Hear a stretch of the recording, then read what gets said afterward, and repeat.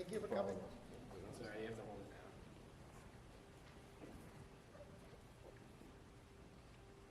it down. Coming. Oh, there it is. My name is Andre St. Dennis. I co-instruct the ELM 4702 class. My partner, Jeremy Cornwall, is here as well. And we just appreciate you coming out to listen to these student presentations. Students have been working on these projects for a semester and a half, and they've come a long way. I hope you see some good stuff in what they show you today. Each group will present for a few minutes, and then they'll ask for questions, and then they'll take you over to their respective tables to give you a demonstration of what they're doing. So make sure you line up some questions in your head and be ready for that. Anytime you want, just go over and get some refreshments. We're going to start today with Liam and Jacob, and they're going to introduce our project. Hello, everyone. I am Jacob. And I'm Liam. And this is our Drone Stability Lab Trainer project.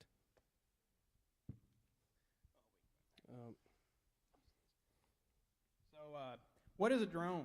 A drone is a closed-loop control system, meaning it constantly measures the control system of it. So it's constantly measuring what's happening and comparing it to desired motion. So then it makes the correction. So it maintains stability by staying level in the air and correcting if it tilts, drifts, or is unbalanced.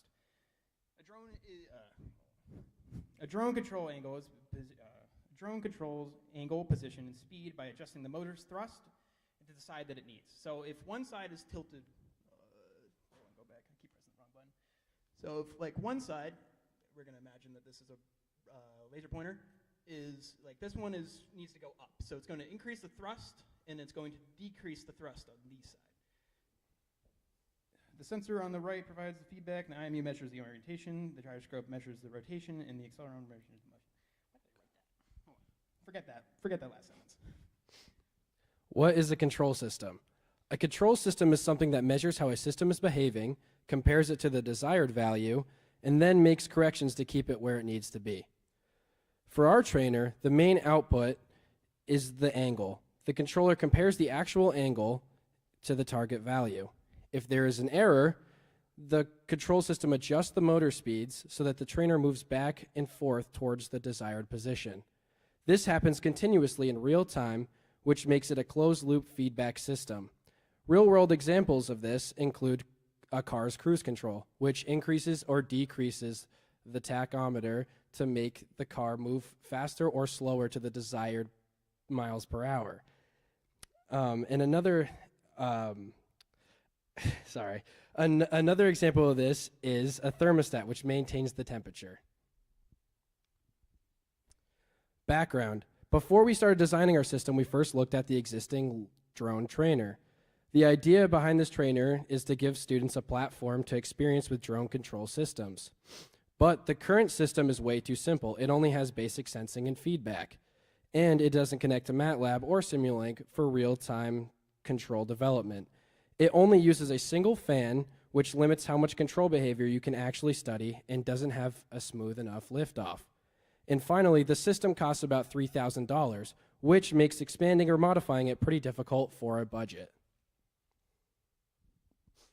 So our client wishes. So the main goal of this design is to make a simple single-axis trainer, so that way we can capture all the core dynamics of a drone without, going too crazy and cutting off people's fingers. Because a drone by itself is quite unstable and hard to manage. So making this one axis makes it a lot easier for us to actually record stuff and see it. So instead of fully dealing with the flight complexity, we are focusing on only the one axis and using two different ways to sense the angle of that axis. We also want to keep it low cost, so that way we, can make a whole bunch of these things and not, run the school out of budget. Our solution was to create an updated trainer that demonstrates a control system in a simple way. We used a single axis instead of a full drone, which made it easier, safer, and easier to test and understand. We added multiple sensors to the trainer that could measure what is happening and use feedback instead of running just an open-loop control system. A second fan was added to create thrust on both sides, making it act more like a drone in balancing itself. The STM32 ran the control system in Cube IDE, while MATLAB and Simulink were used to monitor the responses in real time. The diagram shows the basic loop: the desired angle, measured angle, error, motor direction and correction, and feedback. So our system diagram, we're going to, let's see if I get it. So we're going to start with this, can I, hold on. Am I read? All right. So we're going to start with the start and stop command. This all happens on the computer. So we're going to code everything in our Cube IDE and send that to the STM. The STM then will send whatever data it needs to send to the motor drivers to make them actually turn, because you can't do that without telling it to do that.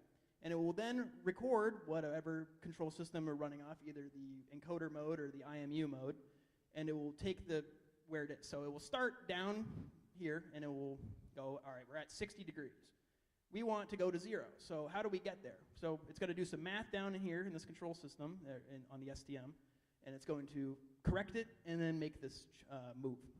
And then once it is moved, it will then send the data back out to the Simulink so we can actually see what's happening in the system.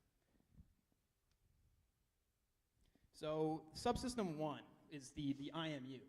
So what is an IMU?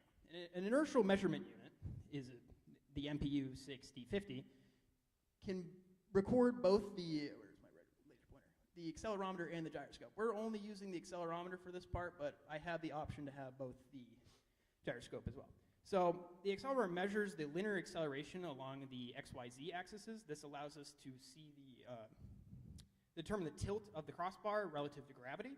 We have the gyroscope, which we're not going to use, but it allows you to measure the angular velocity about the same 3 axes, which would allow us to see how fast the system is moving. So if we wanted to expand our system in the future, we would be able to just put this in as well and use the gyroscope. So where are we actually using this MPU in the system? It goes right in between the 2 motors, so that way it gives us the closest point to the axis of rotation, which is right about here. When the crossbar begins to move, the accelerometer will see the change and will spit that data to the STM, which it requests, and then we will do the control system and allow it to see that it's at the wrong angle or it's at the correct angle, and then make the changes accordingly. So, how is the IMU actually talking to the STM? So, the IMU needs to get a wake-up command first. So you send it a wake-up command, and the IMU starts sending out data. The STM then will ask the IMU for that data. The data will send a 14-bit data packet from the registers, and we are not going to use this temp and the gyro stuff, but it will send all 7 of these components of the information. So the register, it will then read those registers, see what is happening, and then send it to the Simulink if it's required. If it's not sending it to the Simulink, it's actively doing the control system, and it's looking at the data and doing the math. Yeah. Just gonna. Oh, that's you. Yeah. So this slide shows how the IMU is actually talking to the Simulink. So the Simulink can't just receive the data. It doesn't work like that. You can't just send it, oh, it's at 45 degrees. It doesn't work. You need to actually send it the entire packet of bits that we were receiving from the IMU or the encoder, depending on what we're using, decode that in Simulink in this little MATLAB function that we're using that will then give us whatever our data is, and we can display it on this scope. This is the packet command that I'm sending to the STM. This is just for the IMU, not the encoder part. I didn't include that. So well, you want to go back. Yeah. So after this, we can just see our recorded live data. This was my first subsystem. It was an encoder position control demo. The encoder measured the shaft position on the STM32, which then used that as feedback to control where the pointer moved. The system moved the pointer in 90-degree increments instead of letting the motor spin freely. If the pointer was moved by hand, the encoder detected the change, and the controller moved it back to the target angle. Then the measured angle was sent to MATLAB and Simulink so that we could monitor the live position. The image below shows the physical demo, including the STM32, the motor driver, and the physical system I used. This is the encoder I used. Here is a diagram of it right here, and here's the pulses it sends out. So this is a quadrature encoder that was used in the trainer, meaning it has A and B pulse signals. The pulse signals are shifted by 90 degrees, which lets the STM32 determine direction. This tells the controller whether the shaft is rotating clockwise or counterclockwise. The encoder mounts to the rotating shaft and tracks its position as it turns.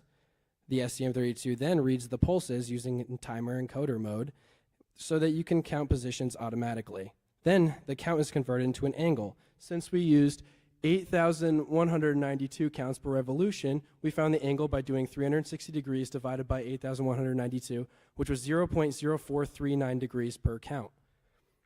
Then the code at the bottom shows the conversion we used to get it into an actual angle. So it was the encoder angle, which is the wrapped encoder counts multiplied by 360 degrees divided by the counts per revolution. And then in the Simulink system, this slide shows how the Simulink monitored the encoder angle in real time. The STM32 calculated the angle from the encoder counts, which was the physical position of the needle. That angle was then scaled by 100, so we could keep 2 decimal places to increase accuracy. And then the STM32 sent the value as a 16-bit integer, which split into 2 bytes over serial communication.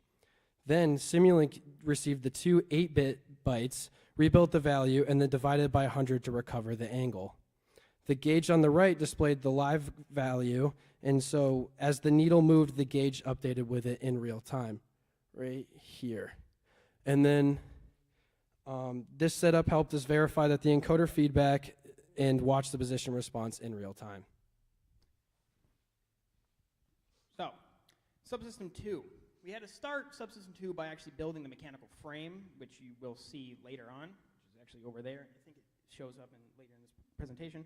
So we're going to start with the pivot point. Wow, this is really off. This is the pivot point and where everything, or the pivot assembly, where everything really comes from. So this part, this bottom part, gets connected into a piece of 8020, and then there's a crossbar that this piece connects to. So this is the pivot point. This is the motor driver mount. This gets just placed right on top of the pivot point. The pivot point has 2 bearings in it, so that way the axis of rotation doesn't have a lot of friction in it. This is the IMU mount. It gets placed on the crossbar between the 2 motors. This is the motor mount. The motor gets placed right here on this, and then it gets slid onto the crossbar. This piece goes on right before this piece, so that way it covers the motor, so that way we don't chop our fingers off when we're trying to study this thing. So this was my second subsystem, which was the encoder-based balance control system. The goal of this was to balance the drone trainer at a 0 set point where the beam was level. The encoder was used as a closed-loop sensor feedback so that the STM32 always knew the actual beam angle. The STM32 then compared the measure angle to the target and then calculated the error. A PI controller used KP and KI to decide how much correction was needed. KP fixes the correction, KP fixes the current error, and KI was to decide how much correction was needed. Then the correction was sent to the motors with pulse width changes, which adjusted the thrust on each side of the trainer. If the beam was tilted, the motors changed speeds to push it back toward level.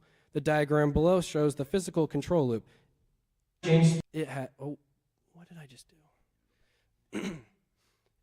It has the desired angle, the STM32 acting as the controller, the motor driver, motor, and frame as the weight on it, and then the feedback goes back to the measured angle, which goes back to the desired angle.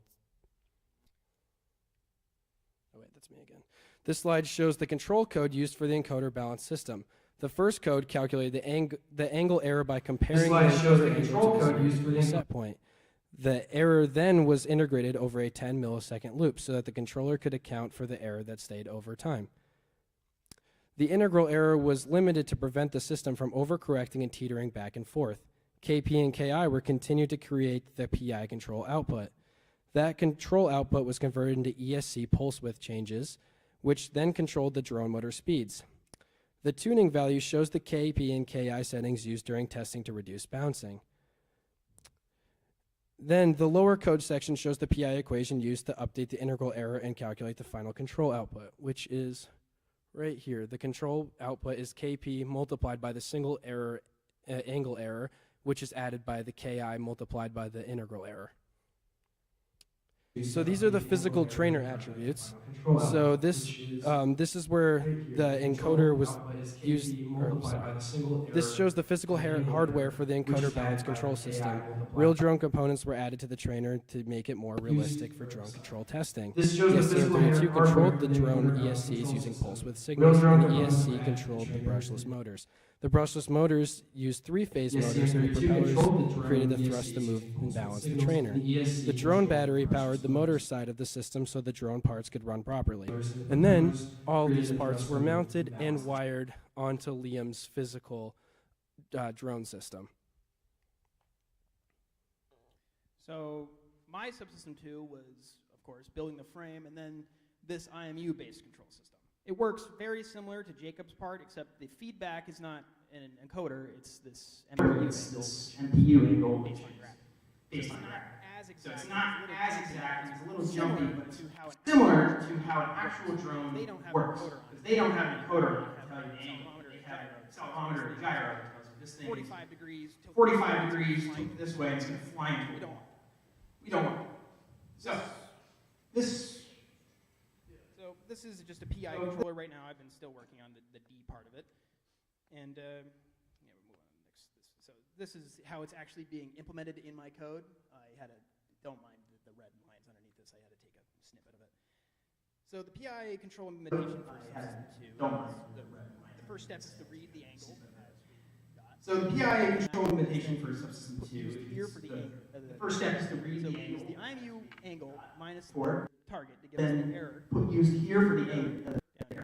So we use the IMU angle minus the target to give us the error, and then we use that gives us the control output.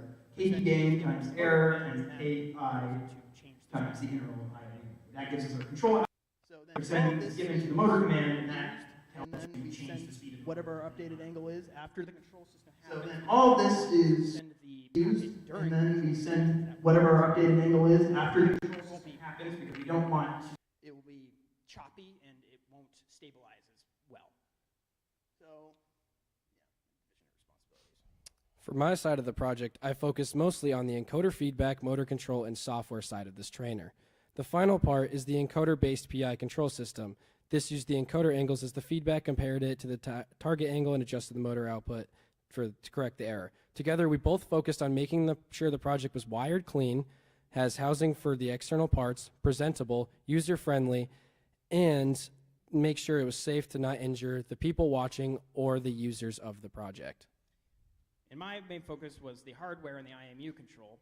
And once I calibrated the IMU and was able to get an accurate, or a very close to accurate reading from it, I then started working on the actual Simulink monitoring part, which then, once we got that done, I started working onto the frame. And once we both got the frame and the motor control figured out, we both started working on the control systems separately. We have our two different control systems. So here's our timeline, where we start out with our calibration. You can see this timeline.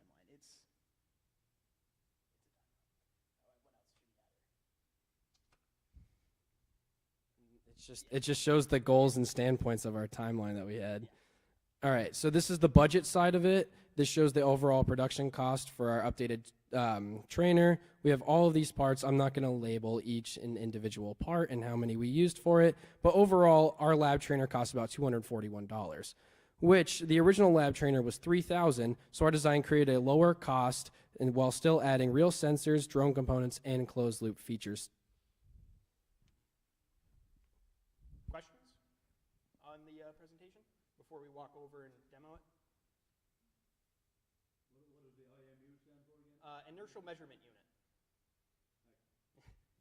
All right, so we're going to go over and show everyone our what we have done on here.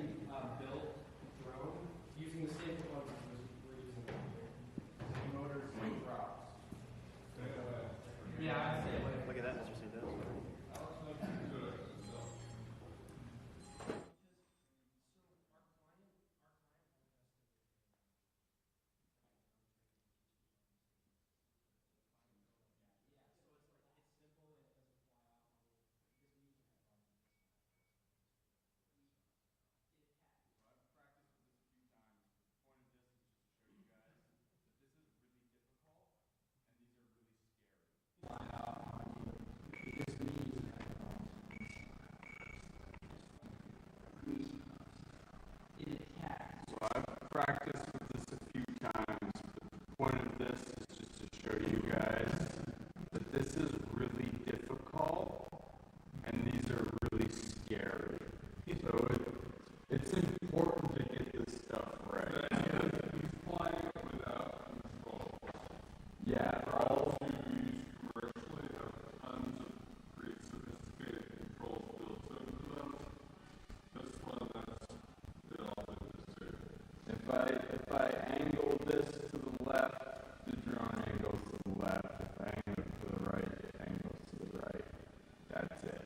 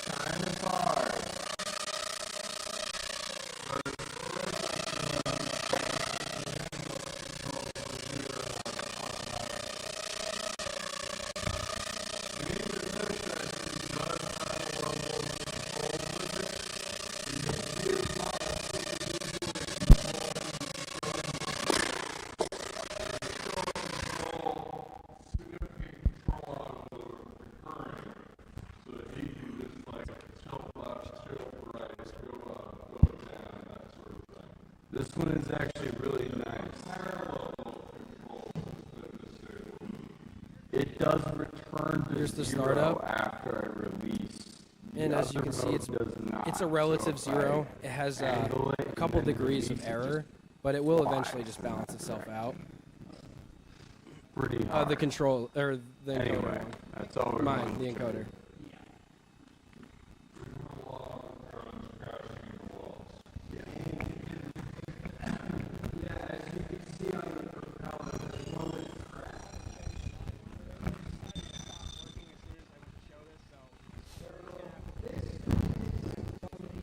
And yeah, Control system's actually working by listening to this motor right here. So when I tilt this down, it's going to speed this motor way up. It's trying to correct, but it can't.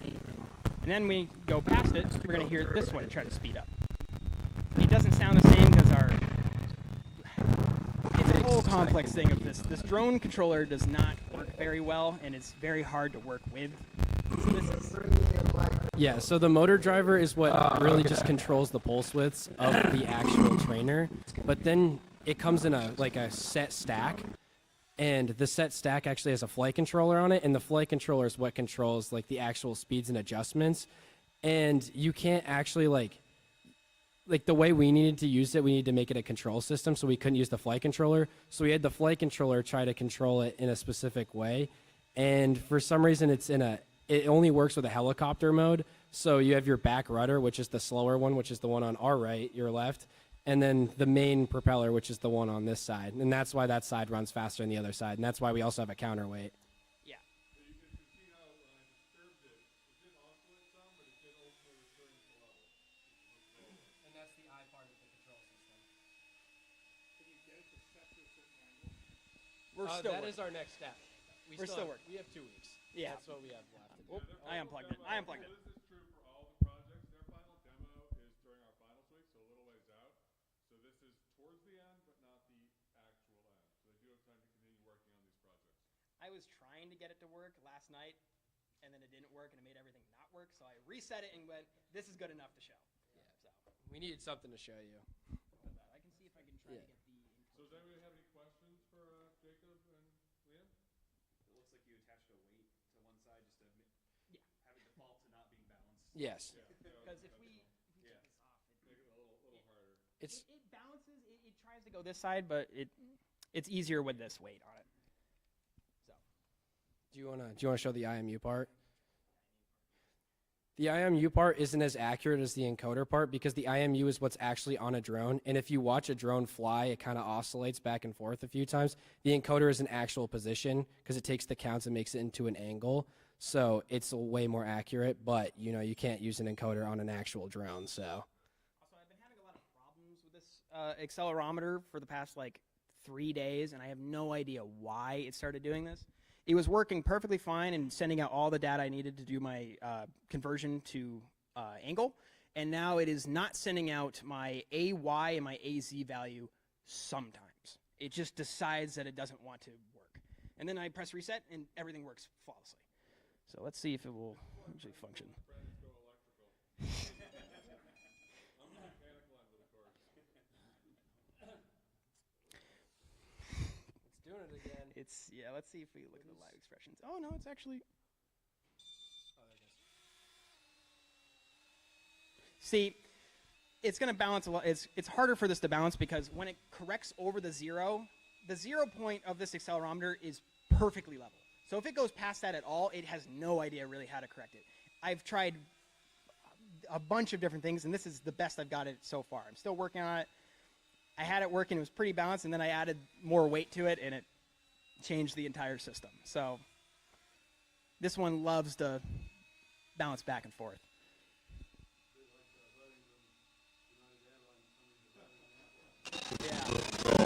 And that's the I part of the control system. The ability to have both of these motors working properly and full speed, I assume it would balance a little bit. That is our next step. We still have. Look at that. Yeah, that's what we have now. Yeah, their final demo, this is true for all the projects, their final demo is during our finals week, so a little ways out. So this is towards the end, but not the actual end. So they do have time to be working on these projects. I was trying to get it to work last night, and then it didn't work, and it made everything not work. So I reset it and went, "This is good enough to show." Yeah. So we needed something to show you. I can see if I can try to get the. So does anybody have any questions for Jacob and Liam? It looks like you attached a weight to one side just to have it default to not being balanced. Yes. Yeah. Yeah. Make it a little harder. It balances. It tries to go this side, but it's easier with this weight on it. So, do you wanna show the IMU part? I'm trying to get the IMU part to work. The IMU part isn't as accurate as the encoder part because the IMU is what's actually on the drone. And if you watch it, Should be able to use a whole bunch of different sensors on this and do a whole bunch of labs with this trainer. So some of the things we brainstormed was like adding some kind of thrust sensor so we know exactly how much thrust each motor is putting out. If you remember Those from are the slides, A lot. Those are pretty expensive too, though. That was also a problem. They're like $200 just for a little thrust sensor. So Those are things we never do in a real drone because we need the client link pair. in But for a lab setup, we would want that. in our original diagram of this, we have a tachometer on it. If you remember from the diagram, we don't use that at all in this, but it was planned to have one. Also really expensive. Very, some very reason. expensive for no reason at all. It was something the client had sort of been interested in, but as we worked through the project, we realized it was actually completely unnecessary. We didn't need one. Yeah, we did build a PI-based control system without a tachometer, so we didn't think it was necessary for now, at least. What led to the high cost of the original system? Money laundering? I'm not sure. It's just it's one of those. Yeah. Yeah, it's a commercial drone trainer. It is this. That this is the picture. actual picture This of it. thing Yeah. is in our lab, and they bought a whole bunch of them. They got a grant for it. I was told that this was $500, and then 2 presentations in, I was told it was $3,000, and I was like, Yeah, our client wasn't very honest with us on how much it was. So that's why also we didn't add many sensors to it. Because we were still trying to keep it super cheap, and we thought it was $500. Then we were told it was $3,000. So. Yeah, it did change the I've tried a bunch of different things, and this is the best I've got it so far. I'm still working on it. I had it working with to it and it changed the entire system. So this one loves to bounce back.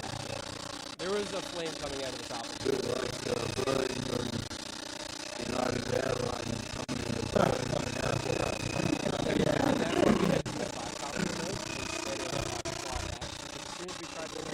If we had the ability to have both of these motors working properly and full speed, I assume it actually balance limits.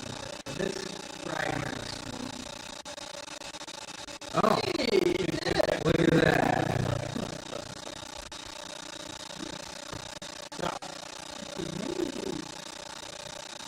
That's a company.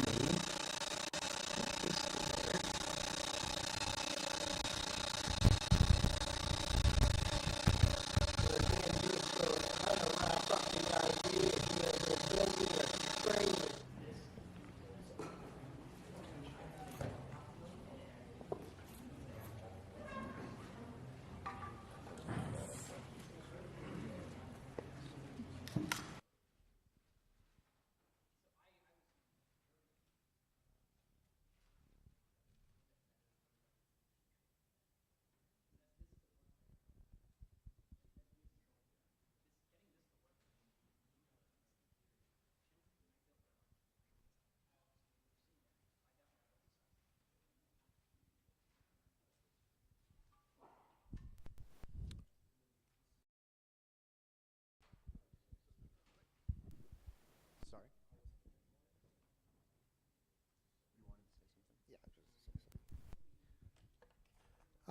One thing I want to point out, and you saw it in the last presentation, these students are required to worry about the mechanical design. Actually, the last two students weren't required to think about the mechanical design, yet they had to do it anyway. They're not electromechanicals, but most of the students here are electromechanicals.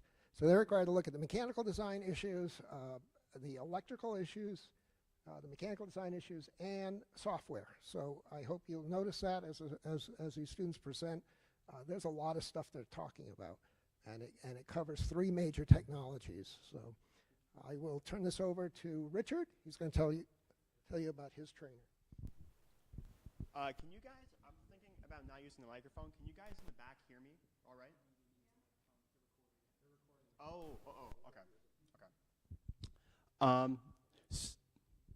So I'm Richard Page, and this is my thermal process trainer.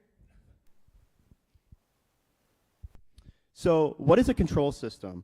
So a control system is a mechanism that regulates the behavior of a device to achieve a certain outcome. So a good example of that is cruise control in your car. So if you're traveling down a road and you enter like a hill, if you were just driving, you're going to end up wanting to like ramp down in speed because the forces going up is going to block your car. So you put cruise control on, and it then makes your car ramp up to the certain RPMs that you need to be at the constant speed that you want. So that's kind of like the same idea with my hair dryer here. The hair dryer is a open loop system, so that means that any of the systems or any of the controls on it are switches that the human would press. In my system, it's a closed loop system. That means it has a feedback signal to regulate all of the modes. So if I want to regulate the temperature or the flow of the system, it's all by feedbacks within my system. And it also decreases, the whole point of it is to decrease the error of the system. So why don't we just buy one? Usually around a VTC control systems class for Jose is around 12 to 14 students. And each one of these costs around $1,000. That'd roughly be around $14,000 rough. And the professor wants it to be able to have certain modes or certain monitoring that this processor here would not have. Such as it doesn't have any MATLAB, which the professor really likes to use to simulate graphs and everything. And then here we go. What does the professor want? The MATLAB to make live interfaces. He wants to be able to have more thermal systems instead of just rotational or translational mechanical systems. And he would like to use these to create PID controllers to regulate the system.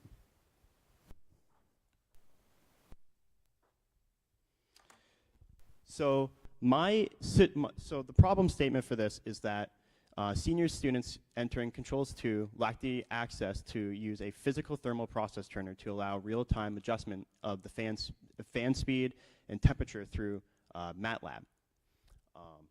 This project would then increase the ability for students to learn hands-on control PID tuning and see how systems work in real time. So my solution, I have an airflow system, a heater system, and a digital system. These are all part of one huge system. And I have these color-coded lines for the next slide. And basically, we have actuators and feedbacks. And the actuators will induce the reaction, and the feedback will take the reaction and then tell it to either increase or decrease based off the PID. So this is my system overview. So we have our fan here. This fan has a PWM. This PWM has a frequency, in that we need to control that frequency, or the duty cycle, and it's set on my microcontroller. As that air goes through, it's going to push the heat through this heater, through the tube, and it's going to record the temperature of the air on these thermocouples. And this mass airflow sensor here will then take the flow rate that it's pushing at, and based off the system I have it on, will show you exactly how the speed's reacting based off my PIDs. And we have the flow as well. That will be, the flow will also be like directly correlated with this fan speed. So in some cases, in the RPM mode, it will not, because the RPMs will just stay constant at whatever RPM you set it to. And then in the cascade mode, this will then follow this flow right here. And then we have the heater temperature, and then the heater duty cycle. And the duty cycle is the PWM cycle that will be affecting the heater coil for that. So this is our physical, so this is the physical model. This is just the prototype. The full piece will be made out of aluminum. But I'm presenting my plastic version, the prototype, because everything works within the system. So I designed this entire system on SolidWorks, and then I 3D printed it out of PETG. I printed out of PETG because it has a higher steady point and a higher melting point than regular PLA or other 3D printed plastics. And it's within all the tolerances or the heat that the system will come to. So here is where the heater is going to be, and then the fan's right there. All that heat and air is going to be pushing through this. These are the thermocouples that will be taking in the heat and then bringing it to the microcontroller. And this is the housing for the mass airflow sensor, which will also be sending data to the microcontroller.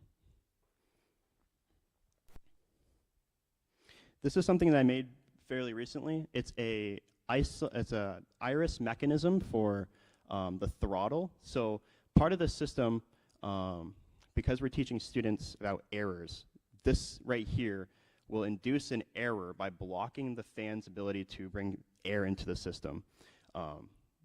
At the end of this process trainer, the mass airflow sensor, as it's fully closed, will read 0 and want to ramp this fan basically up to compensate. So this is just a mechanism that I use to simulate that error. So this is the heater control system. So if you remember back to here, we have our thermocouples that introduce a feedback. And that feedback will then tell us if we need to bring the KP up, the KI up, or the KD up. We have our equations here. I've already come up with values that work pretty well, but when students are using this, they're going to end up doing all the equations themselves and then trying to find the proper PID for the system.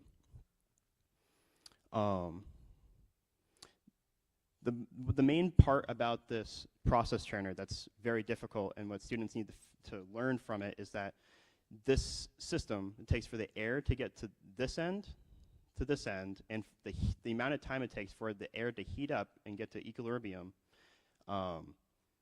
takes a transport lag. It has a certain amount of time from one end to the other. And with those 3 thermocouples on the graph, you can actually see the time in between it takes. And that's what we call transport lag, which is simulated right here in the graph as a time delay. Also, this plant here will be the physical model of this system. So all the feedbacks and the sensors will be into this plant as a physical model.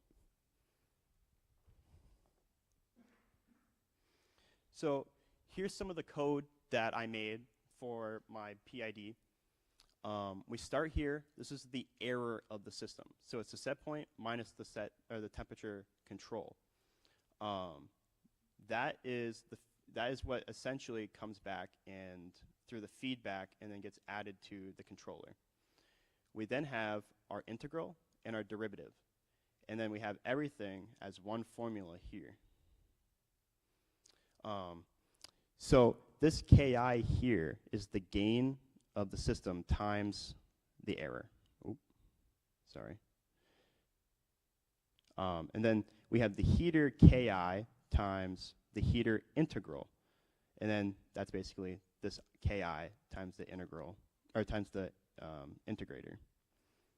And then we have the heater Kd times the temp derivative, and that's that section down there.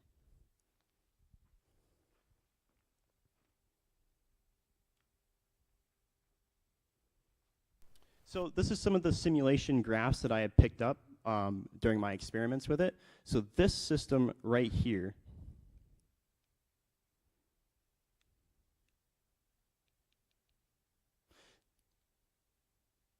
I don't know why it's not doing the laser.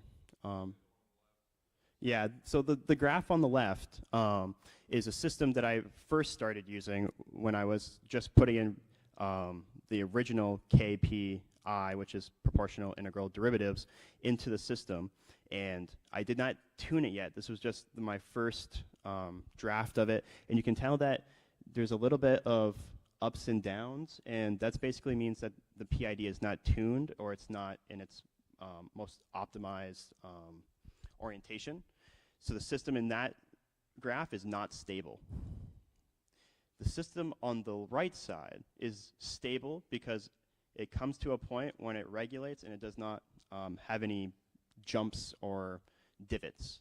And you can see that the heater duty cycle starts at 100, so it ramps all the way up, and then as it gets to the set point, it starts to decrease. That decrease will get to a certain point, and then the heater will turn back on, and then it will come back up, and it will start oscillating until it gets to a perfect equilibrium, or try to balance within the set point. So this is the airflow system. I ended up using a Cascade PI controller for this. A Cascade PI controller is basically a control system that has an inner and outer loop. So there's 2 plants and there are 2 controllers within the system. This helps with getting rid of a lot of disturbance, and it's called a dual disturbance rejection model. So basically we have our outer loop equations and inner loop equations, and then those get put together into one huge controller.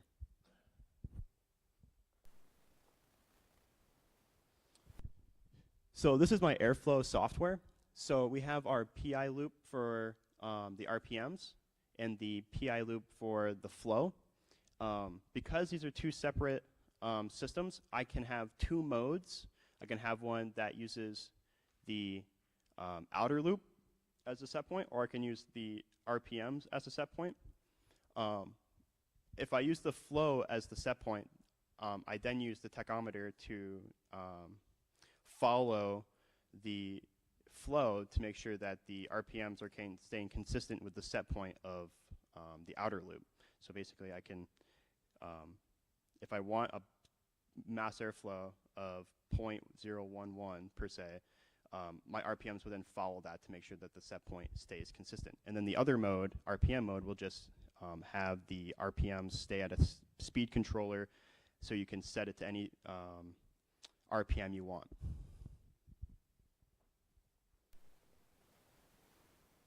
So this is some simulations that I've had made for the airflow system. So in this right here, in this orientation, it is the cascade. So we start the system up. It wants to ramp up to the set point, and you can see that it's oscillating and following the disturbance or the turbulence within the pipe, because it wants to shoot up and come down and shoot up. In this orientation, the PI is not exactly tuned perfectly, but we wouldn't be able to get a straight line anyways because of the turbulence within the pipe. So with this system, it's right now, it's not perfectly tuned, but it's right there. So this is my wiring schematic. We have thermocouples and amplifiers. We have our fans and our mass airflow sensors, our heater, our market controller, and our thermocouples here. I'm just going to isolate these thermocouples real quick. We have thermocouples, and these thermocouples go to the amplifier. So these thermocouples cause they produce really small voltages, so we need amplifiers to amp the voltages up so the microcontroller can actually read it. So that's like a cool factoid about that. And yeah. For this project, I had made a website, and I don't know why that's cut off. Yeah, it just says website. I don't know why it's cut off. For this project, we didn't need to make a website, but I wanted to make one because I had never made one before. So all it has is theory and math and drawings and simulations, sensors I used, pictures and videos that I had made for the whole semester. This is my Gantt chart. So throughout the whole process, all the weeks, I was doing research on mostly control systems and the math behind them. And then we had a tech topic. We had our first subsystem, our second subsystem, and we had personal goals that we wanted to achieve at certain dates. Yeah. So this product, like I said before, was around $1,000, and some of them range. It goes from like $1,000 to $1,500. With all the budget that I had used and with all the money that I had used, it came up to a total of $205. So basically dropped the amount by 5 times. So it's pretty efficient.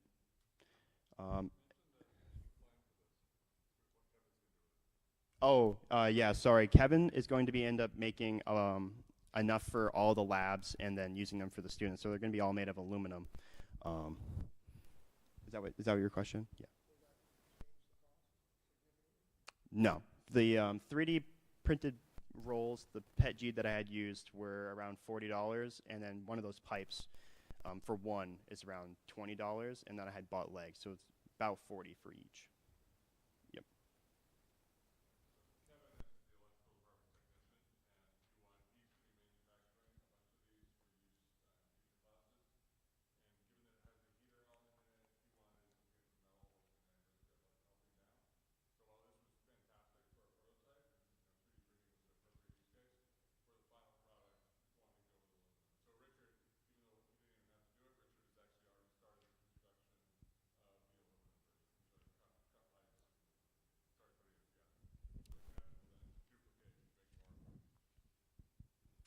Any questions?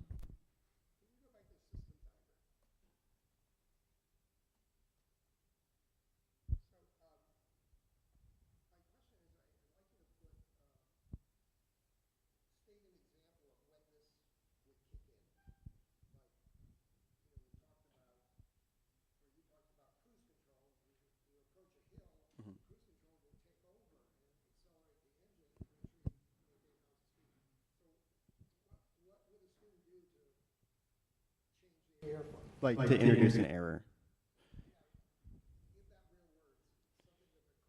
Yeah, so the throttle that I had used for the airflow system will then block the airflow into the system. So,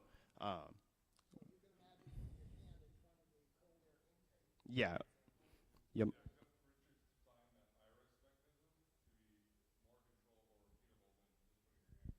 Yep. And then for the heater system, to introduce an error, we were thinking about buying some type of coolant, or not coolant, but like some type of way of cooling the front of the inlet so that the heater can then ramp up or ramp down depending on how cold or how hot the system is.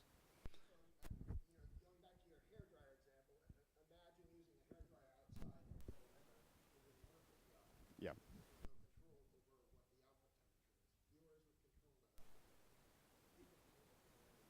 Yep. Yep.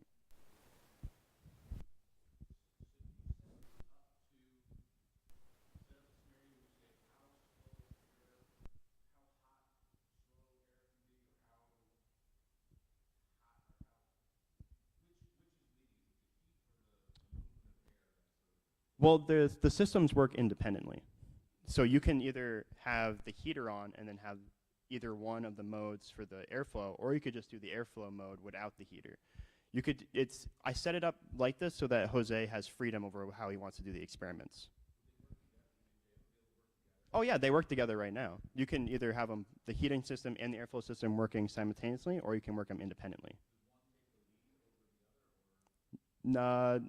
Yeah, I have an interrupt, so whenever the system feels an error, it will then interrupt and then change the error. Yep. And they run off different timers, so technically they could work simultaneously. Yep.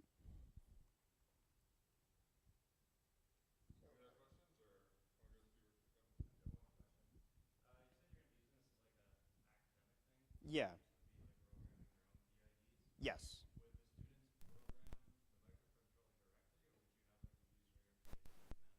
So the way that we've been doing controls too with Jose is that we've been given a script. We've given some of the MATLAB stuff to moderate. I was going to give Jose my code and then my MATLAB, and then have him either change and set the PIDs to 0 and the PIs to 0, and then have the students do all the math behind it. Or just let him do whatever he wants with it. But in my opinion, I would just set the PIDs to 0 and then have them do all the math, because that's really what the class is for. Yeah. Any questions? Any more questions? I guess this is the part where we do our demo now. So if we follow me over here, keep this.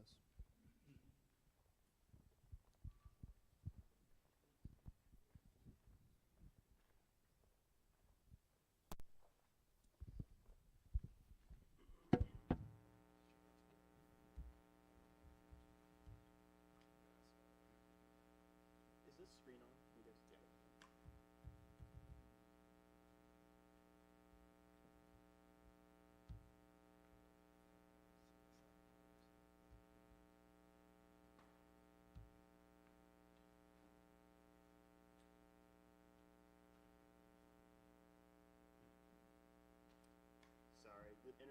really slow, so it takes my computer a hot sec to load anything.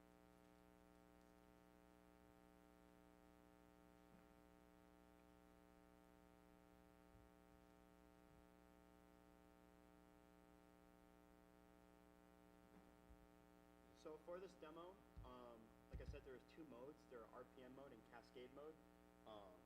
So to start off, I'm going to start off in the RPM mode, and I'm going to set the RPM to 1300. I'm going to set the RPM to 1300 just to show that the heater system comes up, and then after that I'll be changing it to cascade mode, and then the cascade will take over for the flow, and then you'll see how those two systems work together.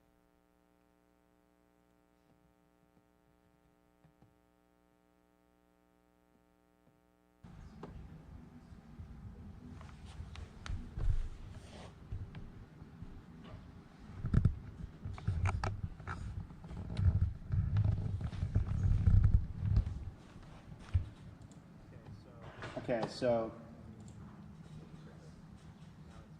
now it's bouncing out. You can tell that it's bouncing out.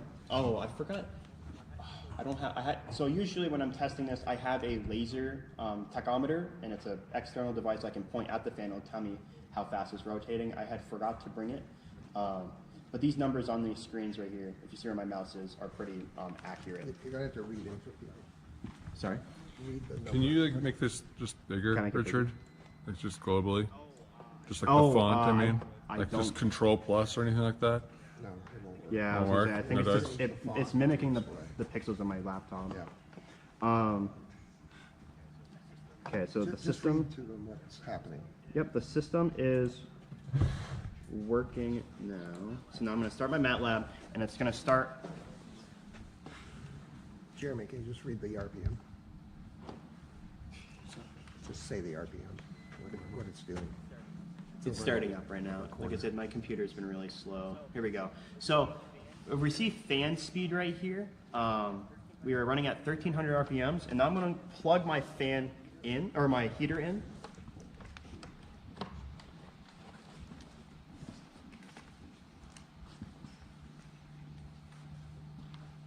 Yeah, it is ready. Yeah, low flow. So now we can see that the heater's starting to get like go up in temperature. And this is the other thing with this fan, or with this heater, is that this heater has a really slow startup time, and it stays at 100% of the duty cycle until it gets to the set point.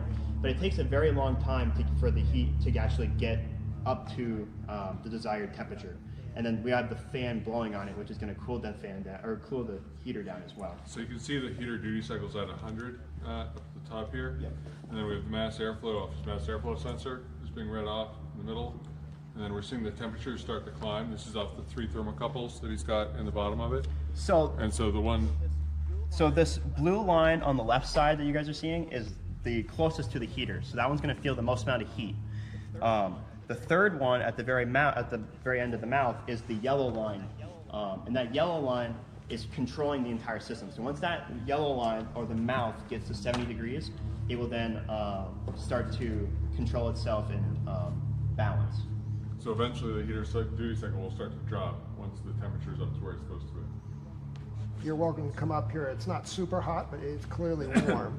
How does the mass flow sensor work? What kind of sensor is that? Is it measuring mass flow or airspeed? It's a mass airflow sensor. It's this guy right here. Yeah, it's a Nissan mass airflow sensor, and it runs voltages to the micro, but it does measure. Basically, it does volumetric flow and it does the mass flow. But in this system, the mass flow wouldn't change, but the flow rate would change. So we use the mass airflows for the multi-purpose. So the sensor accounts for the density changes when it heats up. Yes. It's got all that built in. Yeah, based on my calculations. Yeah, mass airflow sensors are used in any even remotely modern internal combustion car. Yeah. We stole this from somebody's Nissan.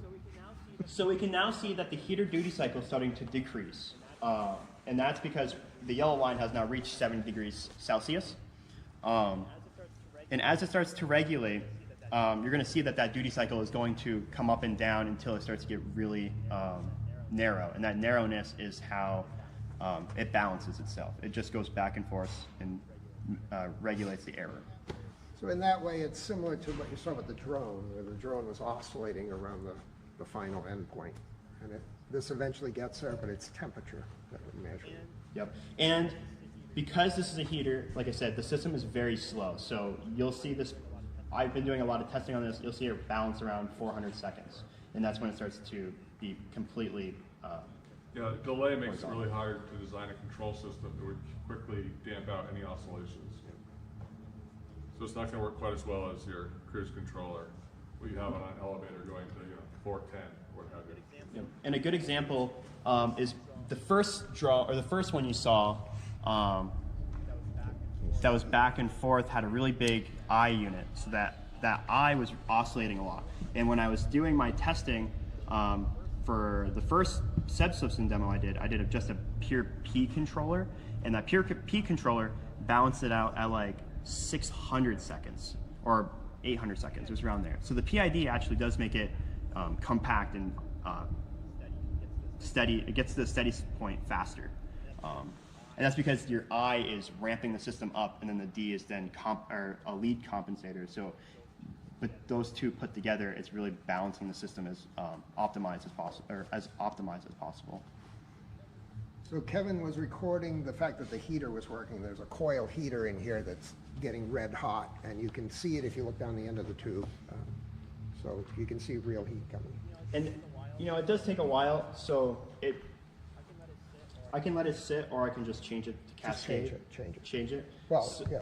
Go ahead. So now it's in RPM mode, and now if I change it to cascade mode, which is one of these buttons here, this one is RPM, this one's cascade. I'm going to change it to cascade. On here, it then will change. You'll see it changes to mode cascade, and then we can see that the airflow, or the air speed, will start to increase because we now have a set point for the flow. And then that's going to try to oscillate and regulate the airflow instead of just having a constant RPM. So how would a student walk up, like same question as this one, how would they come up, what would they do when they're using this trainer? When like from start to finish? From start to finish. Students learning about control systems, what would they do when they come up? So in the class, Jose will do half of the semester before doing a project. So I don't know, 8 weeks. So they have a good understanding what a PID is. What they would get is this system or that system there, and it'd be on front of their desk. It would have all the sensors already. They would have to find what the gains of these sensors are, the gains of the actuators, put them together mathematically, and then with our equations that we do in class, you then find out what the P and the I and the D would be. So, when you it would take a good amount of time. But they're trying to control a temperature or something? Yeah. Or the airflow. Or the airflow. I made it very generalized so Jose could do whatever he wanted with this system, because I'm just making the product for them to use in the class. When you said they have to find the gains, those are like 1 week experiments, yes, right? Yes. They have to set up an experiment and plot what the heater is doing as a function of time. A good example of that is this fan here. To actually find the transfer function for it, I used picoscope to find what the time constant of the fan was. Instead of taking it apart and figuring out every mechanical inertia, I just did a test and it gave me the time constant. Mm-hmm. So they would do that same test. And I'm going to have it all written on a user's manual for Jose. But it's the same thing with this heater. I had set the heater up and I timed it from 0 to the end of the heating, so as high as the temperature get, and I took the time constant of that as well and put that in my my transfer function for the heating unit, or for the heating system. So the teacher or the students would be doing the exact same thing. Yep. There was a question asked earlier about which takes the lead, the heat or the flow. That's neither, as he answered, but one thing that we have noticed is the heater and the fan both saturate pretty quickly. So there's a fairly small range of flow control, and there's a small range of heat control. So part of the reason for the, so the cascade is moving the RPMs of the fan up and down? Yes. Yeah. But the heater is also turning on and off, or is that? Yes, we run it at, we run it at 6 hertz. And this right here, Andrew, if you come up, this is the duty cycle on the heater. So you can see it's going up and down in relation to the temperature that's being read out. And so like when it was too cold, it was running at the 100% to try and ramp it. And then the temperature started to get up there, and so it dropped the duty cycle. And so it's also, this is, I mean, it's oscillating quite a bit, but eventually does damp out. They're doing them together. It's doing them together. And even with the most optimized. And so yeah, you can see right here, this one's the RPM for the fan. And so you can see these are all running in real time, I mean, as we speak. And they're working around to get to whatever target points he set for each one. And you can change those independently. Right. And now, actually, this is a good spot to see this. I'm going to show you the flow here. So this is one of the experiments the kids would do. I would then take my throttle and I would close it, right? Now the airflow is going to go down. And we can see that on here. And then what that's going to do is then this airflow is going to want to ramp all the way up to compensate for that error. So can you show the airflow on the... yeah, right there. Scroll down. So you can see right there, it's where you close the iris. And so the airflow went all the way down. And so it's going to try, within its limited scope of, this is just not a super powerful fan, it's going to try to overcome it. It's not really going to succeed, but it's going to try. And I put a cap. This fan is only good for 2200 RPMs. And with the cascade system, you can set whatever set point you want. I just put 0.011, which is the most amount of airflow that this is going to come out with, this fan. So you can see that it's ramping all the way up, but it's not ramping all the way because there's a cap on the amount of RPMs that can come up. Have you considered a more powerful fan for the final I version have. Kevin's going to make a bunch of? I have, and actually that's what this is for. So on this metal tube, on the cold end, there's no hot air that's going to affect any of the plastic. So you can 3D print any part on the non-heater side. So this is a part that's just a press-in, and you can take it out or put it in, and you can change basically your square to have whatever fan you want. So I ended up making a file where Kevin can just come in, and whenever fan we end up coming up with, he can just change the box diameter, and that fan will mount right to the end. And the same with the parts for the iris. It's the same thing. You can just change the square for whatever you want. Essentially, he's done some parametric CAD design, so you can just change a number and switch out the fan. It doesn't have to be remodeled from CAD from scratch. Yep. But I ended up using this fan because it was really convenient, and it has a really cool feature. It has 4 pins. It has a power, a ground, a control, and a tachometer. So it has a tachometer built into it. So it's really nice for that RPM feedback. Anybody have any questions? And you can also... Oh, John, you got one. I was just going to say, are you inspired by poorly written instructions from professors and to write a really good manual that's crystal clear to the future, future students? Very crystal clear. And actually, if you look at the graph now, if you look at the temperature, since it's been closed, it's actually staying at 100% duty cycle, but the heat is now decreasing because the airflow is not cooling it down. So basically, these aren't feeling any of the heat anymore because there's no airflow. If I were to open it up, then the airflow is going to push the hot air towards the sensors. Scroll down so you can see the airflow. Yep, now it's starting to come back up. You can see right there, that's where you reopen it, so the airflow spikes back up. Yep. If you had a more powerful fan, you could put your hand over it or something, and more air would want to come through, and you can actually feel it. When this one you can feel it too, it's just not as powerful. So you can't, it's very minuscule to feel it. But you can see it very well on this graph. Remember, some of the design constraints are, we need to use parts that are easily obtainable, and the overall cost matters, and so within those constraints is pretty good. Yeah, a $200 fan would not be reasonable for this system. So the fact that I bought this fan for $20 was very affordable. The other thing about this system, he's got 3 temperature sensors. If he was designing this for a real commercial installation, there'd only be 1. You'd only care about it in one place. But by having multiple sensors, it allows for the instructor to change up the experiment and come up with interesting things for the students to do. And it's a similar concept to the drone where the students executed that with 2 different angle sensors, and they might add a 3rd one. So that's what makes this a trainer. This is not a commercial product, but In my presentation, I talked about a transport lag, and you can actually measure that transport lag in seconds by taking when each one of these hits 70, and that would be the amount of time it takes for each one to get to equilibrium with the set point. Yeah, so that would be your, like, really what you're looking for, because you would want to decrease the amount of time it takes for that transfer lag, and usually that's just by increasing the amount of flow and increasing the heat of the system. Because if you have more heat and more air, then it can get to the position faster. But we also can do that with a PID as well. So you could set this up to do a delta T. You could feed gas in and do a delta T control, where you're trying to control it, so you're getting a delta T across two sensors. Yes, that's actually the main thing that Jose wanted this whole system for, because when he was getting his master's, I think, in control system, he had this exact system, but it was like really old. So he just wanted a new one that wasn't expensive, and that was actually the one on the screen was the one that he ended up using. But again, $1,500 times, or $1,000 times 14 students, $14,000 for just trainers, kind of ridiculous. I think Jose wants your instruction manual written in Spanish as well. I guess I'll have to learn Spanish then. That's what ChatGPT's good for. You don't know.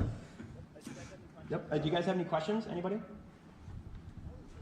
All these things will be around later, so if you think of something while we're in intermission or something, come back and ask them. And you're welcome to come up and, you know, put your hand in front of it, show yourself that it's really working, that kind of thing. You won't get hurt. This is all pretty low temperature stuff. But otherwise, thank you so much, Richard. Good job. Next group is set up. So we're going to do the next group, and then we are going to have an intermission afterward. Partially because their demo needs to take place outside. Mr.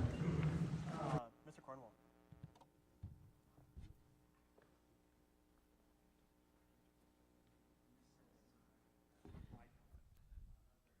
Test.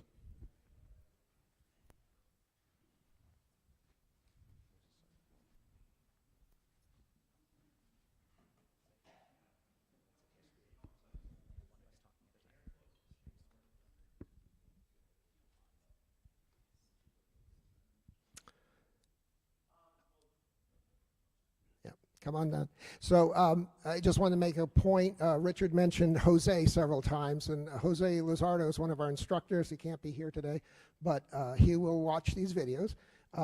And he was the client in this case. So one thing we did in the last 2 years is move to client-based project design. In the past, sometimes the students would come up with a project. I want to build a robot. I want to build this or whatever. Now we have industry people or our other instructors or people from other departments pitch ideas to us, and so that's a common theme now that you'll see in all these projects. The students don't get to choose how well they work. They have to make it work to a certain spec. And so this group is going to talk about a snow groomer, and the client for that is Kevin, the guy who's recording there, because he wants to use it on the VTC ski hill. Good afternoon. I'm Amelia. This is Keith Carrera and Luke Williams. Our senior project is as Professor Santana said, an automated snow groomer for the VTC ski hill. So some background on the ski hill. Right around 1939, the ski hill was established, and then over time, a rope tow was installed and then later upgraded as it had became old. It operates under only natural snow conditions. There is no SO generation on the ski hill. It is open to the VTSU Randolph community.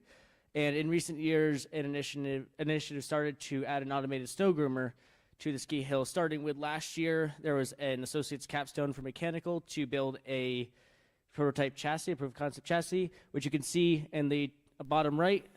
That it shows it pulling 300 pounds of water jet garnet as a test simulating if it was to be tilling the snow. And our project here is developing the automation system, which sits on top of that proof of concept chassis, which we'll explain more as we continue talking. So just a background of snow grooming.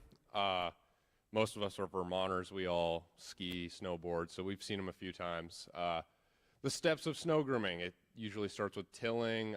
You're surfacing, shaping, redistributing the snow around, and then they usually compact it, and then they set up the trails after they're done, you know, pushing snow around. So we have human responsibilities. The first one is driving the machine around, and then they usually level it out, and they plow where the depth is over 2 inches. And we are going to focus on driving the machine around, but not a human doing it. It's going to be all remote controlled. Which leaves us with our problem statement, which is to design and implement an automated control system for handling the drive, navigation, and safety systems, as well as making sure that it is expandable in the future, so that additional senior projects in future years can add more onto this, such as that tiller and plow that was mentioned. We have some requirements listed on there in terms of how they replace humans in this application. One is having some self and situational awareness, which is sensor equipment. We have operation modes, one of them being the manual mode, which is remote controlled, which you'll see later, and one of them being automatic, which you may also see later depending on the weather. We also have to consider safety with both mechanisms for machine and technician safety for when the vehicle is being worked on, and bystander protection for when it is actually in operation. We also have to consider, of course, it has to be weatherproof and expandable.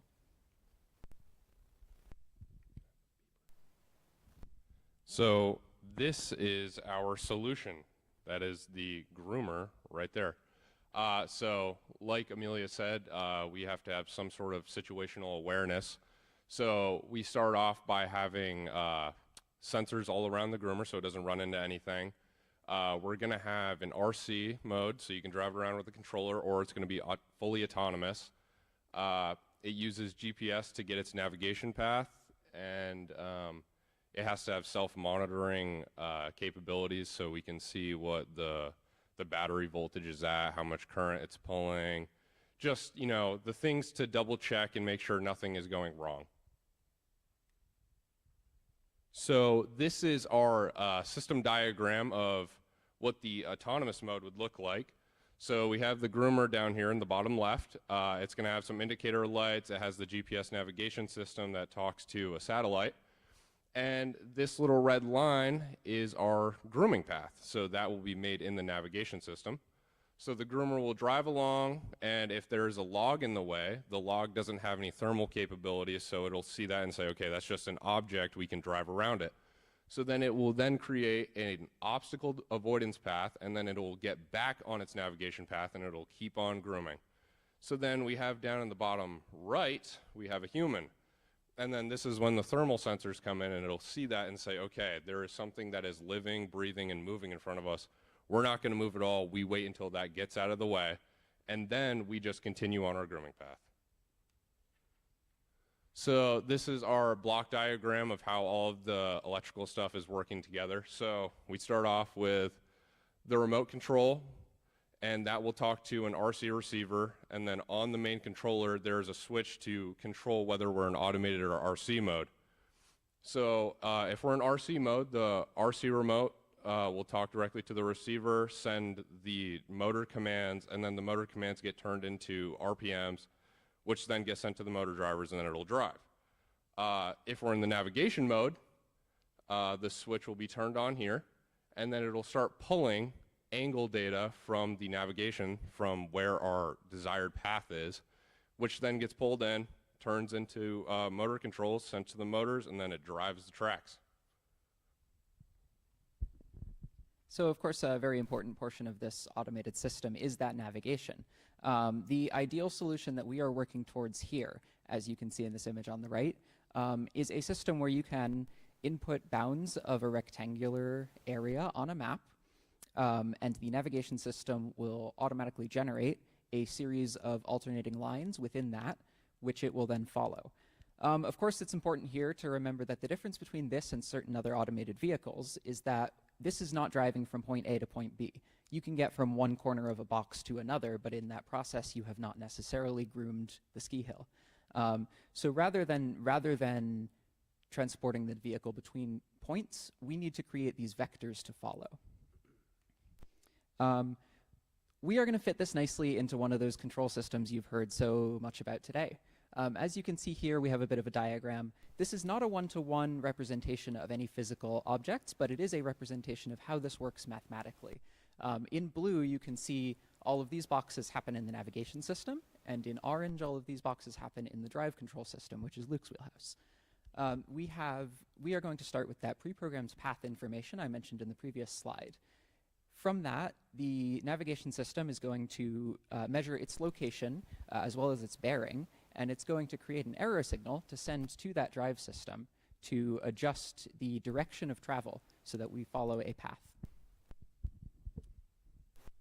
And then I am going to take that information I get from the navigation system, and then I turn that into drivable signals. So I take this angle and a indicator that pretty much tells me that we have to go forward, and I turn the tracks on to 450 RPMs, and they will spin at that speed the whole time. And then when the angle comes into play, it starts putting the differential mix into the tracks, so then it can start turning left or right or however direction you want to go.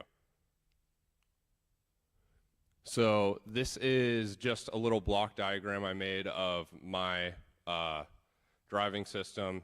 We've been talking about it a ton, so it's not hard to understand, but we have the input between auto or manual mode. It gets sent to our STM32, and then that will start pulling from the navigation system, and it'll get sent to these flip sky motor controllers, which then control the motors that have encoders on them that feed back that speed, so then they can stay at a specific RPM. It's all controlled by a PID control system, so then when you start going up a hill, it'll ramp up the current. It'll start going that speed the whole time, no matter if you're going uphill, downhill, or it's all flat. So this is my current autonomous drive code that I'm using. So as we've been talking about, we have our drivable line right here, and then we're going to have our heading angle right here. So that's how far we are off from the position that we're going to. And so up here, like I was talking about, you get a drive status from the navigation system that is going to send our tracks to 450 RPMs. And then we calculate our offset if an angle is put into play. So if this was 0, this is 0, the offset is 0. It's no longer being added or subtracted from our base RPM, so the left and right RPMs are going the same speed now. But let's say we do have an angle. Let's say we're at like 10 degrees. We have a steering sensitivity that's a multiplier, so that would be our gain in this situation. And then that gets multiplied by the angle we're getting in, and then it's either added or subtracted since we're in a range from negative 100 or negative 359 to positive 359 we can receive from the navigation system. And then that will get differentialed right here. So if it's a negative, this becomes positive, this side would become negative. This is going, you know, less than this side. It's pretty simple math, and it actually works kind of well. But since there is no control system to this part, you get really close to your driving path. And then since it's just all proportional, you have no eye to go and dampen those oscillations. So you're driving up this path, and then it'll just go back and forth and back and forth. So we are going to improve that with the next part of the system. Perfect. Yes, so like Luke said, we have tested the system shown on the previous slide and proved it not to be adequate. Instead, and to note, importantly, depending on how this is implemented, it's actually, you can either consider it a proportional controller or an integral-only controller. Either way, it does exhibit those oscillations that Luke mentioned. Rather than that, we are going to implement a PI controller, or again, in this case, depending on how you implement it, it can be either a PI or a PD controller. The method I'm going to be using makes it a PI controller. Using this, we're gonna use the system described on the right side, which is actually inspired by how certain aircraft navigation systems work, specifically a VOR receiver in certain light aircraft. And what this does is it uses the proportional signal mentioned on the previous slide, being the D there. How does this work? So that D there is the normal distance at a 90-degree angle from the target vector that we are trying to follow to the snow groomer. This is actually an analog of what was shown on the previous slide because it is calculated through that angle to the reference point. In addition to that, though, we need to know how fast we are traveling away to or away from that line. And using the bearing provided by the GPS receiver in this system, we can simply subtract that from the intended path, get an angle error, and be able to control the system much more precisely and with less oscillation.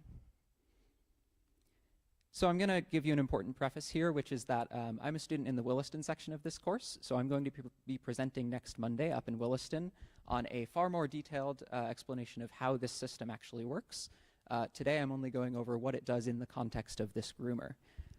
So what's going on here is we are using a solution that relies upon GPS, which you may know from your phone does not really provide more than 4 to 5 meters of accuracy at best.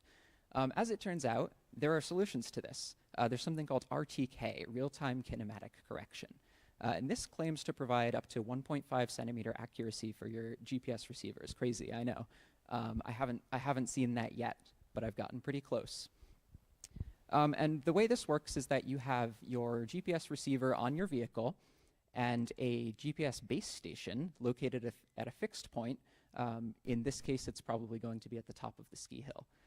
The base station, being fixed, can use a steady known GPS signal to generate a correction, which is then sent over a radio or internet link to the vehicle, which uses that correction to adjust its own position solution to a much more accurate and precise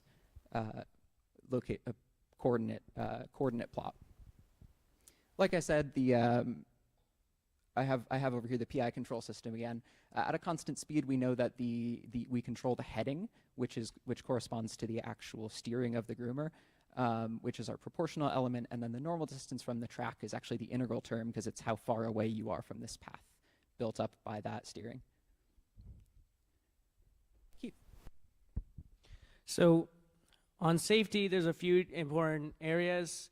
One, we talked about making sure that the bystanders are aware that this is existing, making sure the bystanders are safe. So we do this through lights and through guards. The guards also doubling as safety for anyone working on the snow groomer. If anything was to start moving, it would keep them safe. Additionally, if there's electrical failure, the motors are not going to be able to stop the snow groomer, and so we need to have some sort of emergency brake which activates upon loss of electricity. So for bystander and user protection, we talked about the safety lights. We can see the safety light is indicated on the picture, and that will make sure that even over cresting a hill, any bystander, usually skiing or snowboarding, would be able to see the vehicle. Anytime this vehicle is running, these lights would be on. This includes the headlights, which will always be on while it's running. The emergency brake at this time, there's been a lot of discussion about how to implement it, but there's been no actual start towards implementing it. And then for the mechanical guards, we are looking at implementing a mechanical guard over the chain, which is circled in blue on the bottom left picture on this slide. For obstacle detection, we are looking at using multiple zones with ultrasonics and infrared. And using the ultrasonics, we are detecting the obstacles. And then with infrared, we're determining whether or not those obstacles are humans or some other living being, like a dog or whatever that was with you while you're skiing, or just someone hiking around with snowshoes or something in the middle of winter.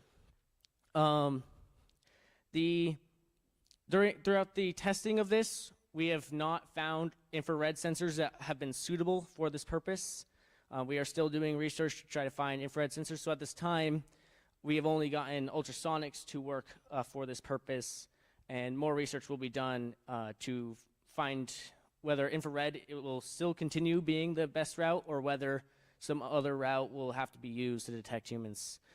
The main reason being that infrared sensors tend to be susceptible to vibration, and with the snow groomer constantly vibrating, that causes issues for the infrared sensors, which usually leads to false positives that need to be verified through another sensor, which in this particular case, the ultrasonic sensors struggle to verify the infrared sensors because the clothing that we are wearing tends to absorb the sound instead of reflecting it back to the sensor. is the ultrasonic sensors work off of sending out a sound signal and then waiting to hear it back, and then using the speed of sound, figuring out how far away it is. Now, on system monitoring, to find out what the status of our system is, we are mostly doing temperature and thermals, using the temperature of an inside to make sure that it's not too hot. If it's too hot, we can identify there's probably something going wrong.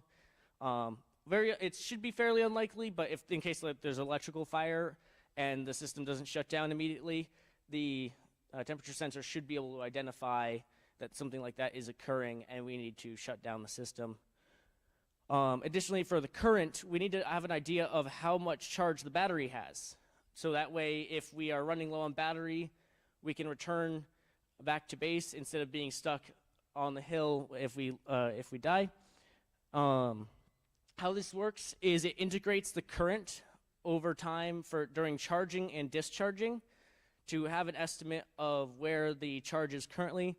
And on the charging side of things, if it is charged for a certain amount of time, it will, or charge a certain amount of current, it will assume that it's at full charge. Usually this will be like 110% of the rated capacity, 105 or 110% of the rated capacity of the battery.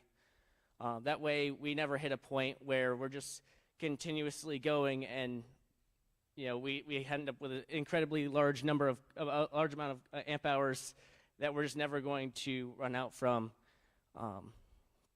and then end up dying because we have run into that situation. So this diagram may not be super readable at this distance and size. This is the current circuit diagram that we are implementing right now. We can see the 5 ultrasonics for the 5 zones that are connected in the microcontroller, each one over UART. And we have a current sensor, a Hall effect current sensor, which is in series with the main drive and primary system load. And then we have our internal temperature sensor, which is hooked up. And that is a thermocouple, which was used. It was a very quick decision made because thermocouples are linear. And that was pretty much the only factor that goes into it, because I was just making the decision quickly. But as a result of that, because thermocouples, how they work is they create a very small voltage difference. That voltage difference has to be amplified to then read into the microcontroller. And so there's a thermocouple amplifier that is attached to the thermocouple before sending the data, in this case actually over SPI, another communication protocol, to the microcontroller.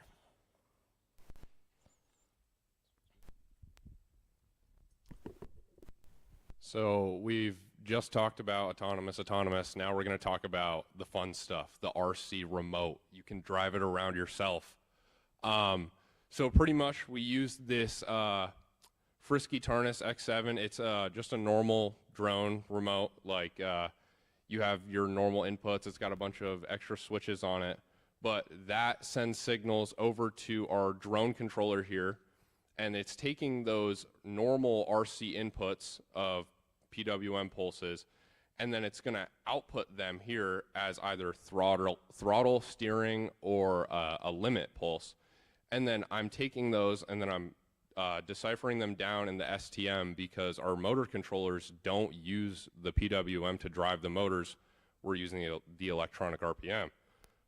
So this is just some of the code that I've been doing all this with. So I take those PWM pulses that are coming from the drone controller, and then I normalize them down to -1 to +1. So then you can think about it as like a percentage. You're putting 50% of the throttle into the actual forward motion of the motors. So that is what I am doing up here in the top right. And then I'm going to multiply those by the RC limit that is on the left side of the controller. And that is also normalized. I just don't, oh wait, I did put it in there. That also gets normalized from a percentage, so that just gets multiplied by the amount of pulses that you're putting in. So after we go and set the limit on our throttle and steering, we're gonna go and do the same differential driving that we did for the autonomous mode, actually. So if a steering pulse gets put in, it's gonna subtract the either like 0.7, 0.8, whatever you have. It'll turn this positive, the left side's going faster, and the right side becomes negative, the right side's going slower. And then I'm going to turn those into the electronic RPM using the max RPM of the motors. So if I didn't do that, then I would just be sending a percentage still, and these motor controllers take in the electronic RPM, like I said, when you're using the UART. So I multiply our max RC RPM, and then I multiply our left power and our right power, which are still in percentages, and then that gets us an actual RPM that we're going to send to the motors. So this is our division of responsibility slide. Amelia has been working on the navigation, all of that. I've been working on the RC mode, some of the safety stuff like the lights and the indicators, the autonomous driving, you know, like I said, the indicators, you know, the motors. And then Keith is working on some of the sensors, temperature, current, battery voltage, and then the guards and the emergency brake.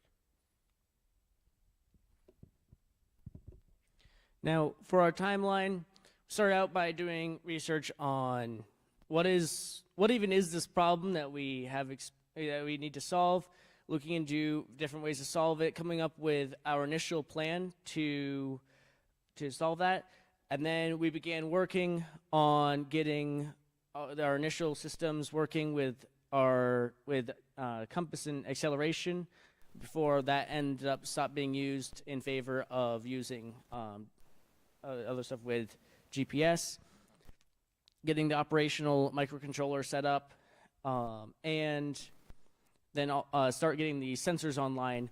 And with a lot of these cases, what we started finding was the problem was more complicated than we were initially expecting, such as for the sensors, there was how many different ways there is to measure current and other problems, as well as whether we should be measuring current. Initially, we were looking at using voltage measurement for the batteries before concluding that it wouldn't work very well for finding out how much charge there is on the batteries, so started moving to integrating the current, initially doing that through a shunt resistor, and then moving to Hall effect sensors. And so these individual problems started fairly small, and then over time, as we started doing more research on them, we found them to take a little bit more time than we were expecting. Alongside this, we learned a lot of stuff with like obstacle detection, as well as with a lot of stuff with the operational drive system. We ended up having to Luke ended up having to switch out the motor controllers because the initial ones we were using were not well suited for this application. And so there's a lot of areas in here where we were starting working on it in the beginning, and they ended up running a lot longer than expected because the problems ended up becoming a lot bigger than we initially were planning on them to be.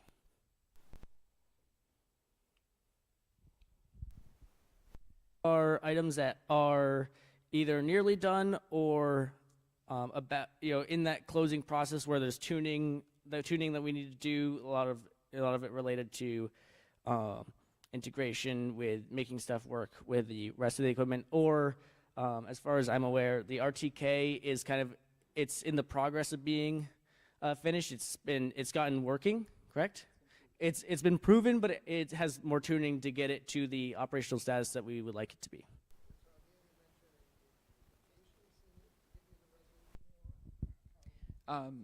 Yeah, so most of the development, the unfortunate part is that it's cold outside and it's hard to receive GPS signals indoors.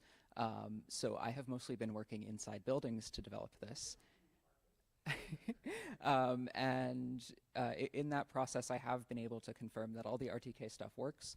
I'm still just finalizing PCB design, some enclosure work for an RTK base station to actually put outside permanently. But I have been able to see down to about 0.4 meters of accuracy inside a building on the Williston campus.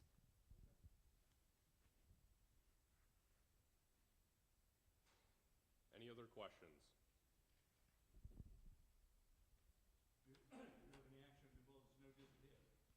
I got to drive it around a little bit, not in autonomous mode. It actually drove really well in the snow. So, yeah, I have a ton of videos of it crashing into stuff and, you know, all the good stuff. There's a video of me pulling my car with it. So, yeah, it's got some power. It's pretty cool.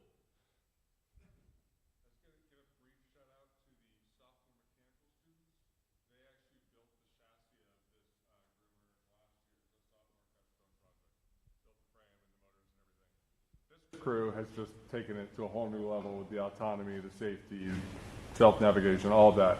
But the actual, what was built upon was our second year students last year.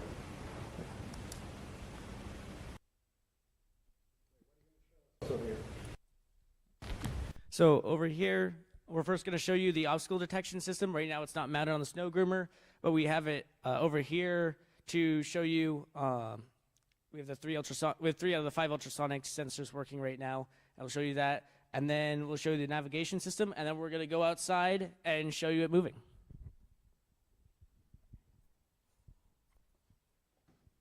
So I should clarify for the navigation system demonstration today. It started raining earlier, so we tore it off of the vehicle, and it's not on there right now.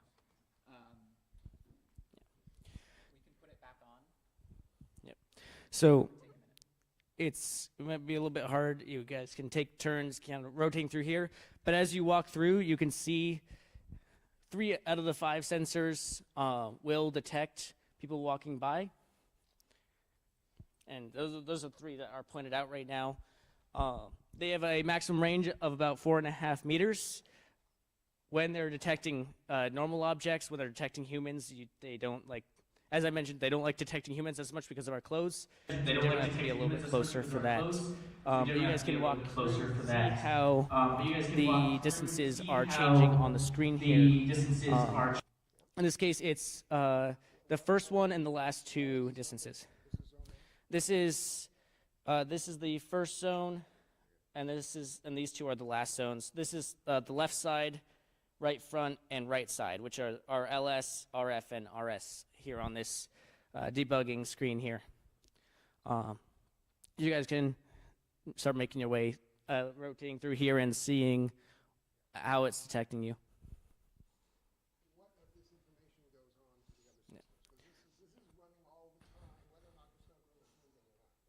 Correct. This is running all the time. Our microcontroller has 2 cores, and so one of the cores is running all this sensor processing, and then over shared memory, it is sending that information to the second core that's making the operational decisions.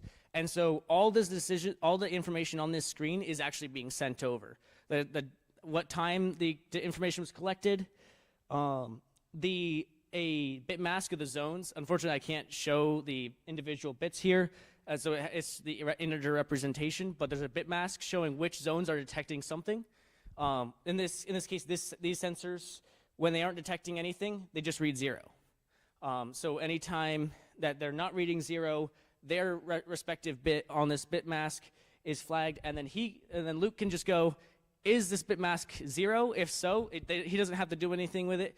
If any of the sensors are seeing anything, it will not be 0, and then he has to start looking more into what is actually going on with this information.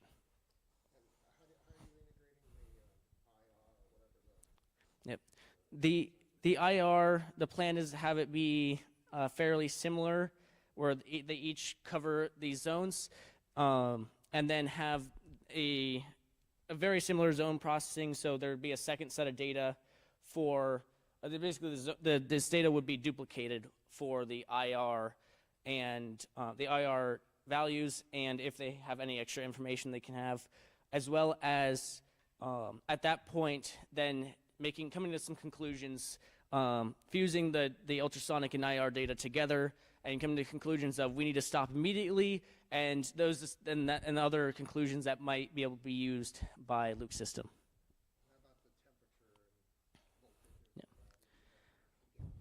Yep. Those are a separate, so this is in one data structure, for those of you who know C programming. There's a separate data structure that's not being displayed here that is looking at looking at the current of the system and the temperature, the internal temperature of the system, and those are being transmitted the same exact way. They're just not being shown on this screen right here. I actually have the code commented out right now to not show it, so you can focus on the obstacle detection right now.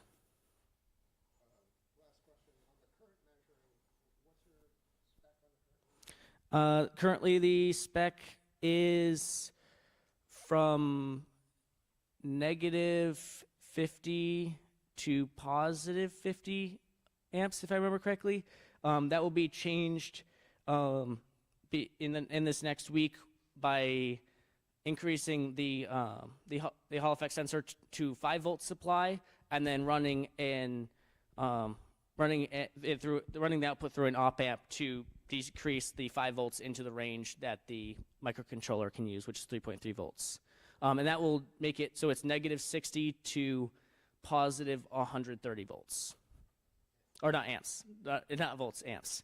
And that should cover all the situations from charging all the way up to the current spikes on the motor starting.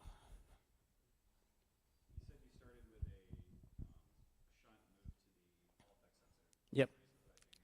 The reason for that change was the Hall effect sensor doesn't have to worry about the Hall effect sensor doesn't have the saturation, or it doesn't have to, when it hits the saturation, you don't blow anything up. It just continues at its max, which helps keeps all the parts safe.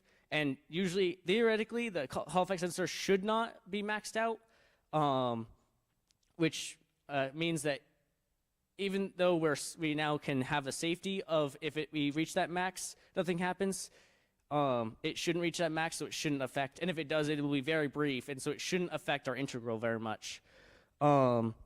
Additionally, getting all the other parts working with the shunt resistor, using a differential amplifier, and all the sensitivity related to that, it was just easier to go with a Hall effect sensor that was able to be directly in series with the rest of it and not affecting any of the other factor was the voltage drop across the shunt resistor, trying to make sure that we're not affecting the voltage of the rest of the system.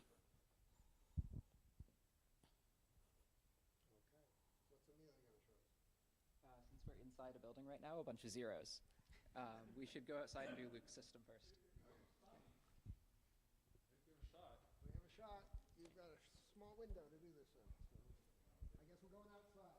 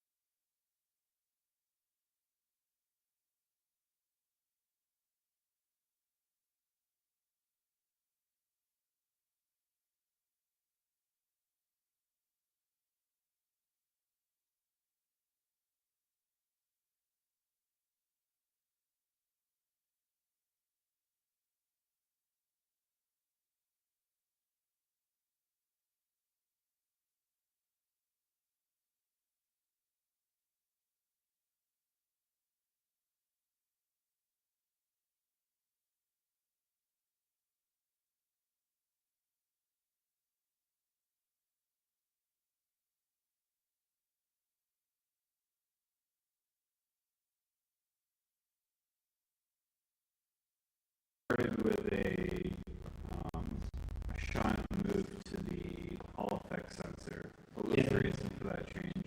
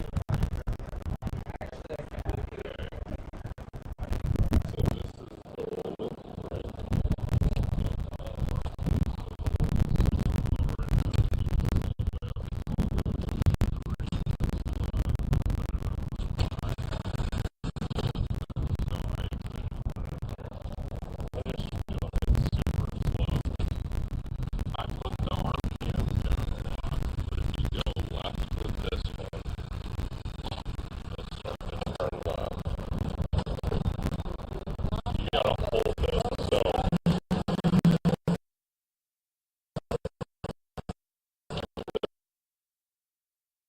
the idea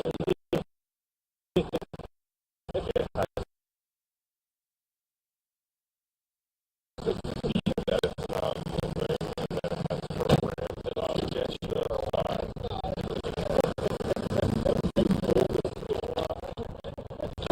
It'll start.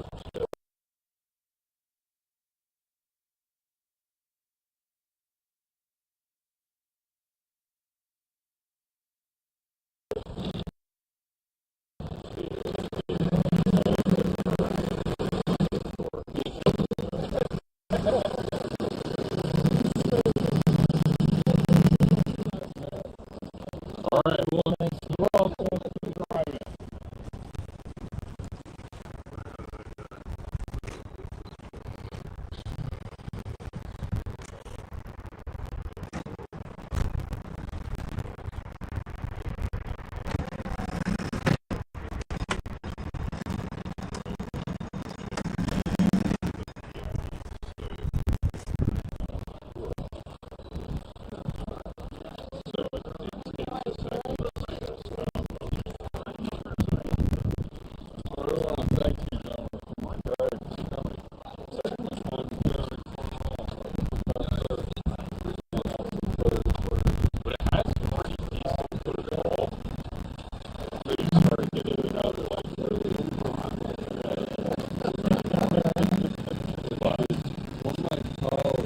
And I have the RPM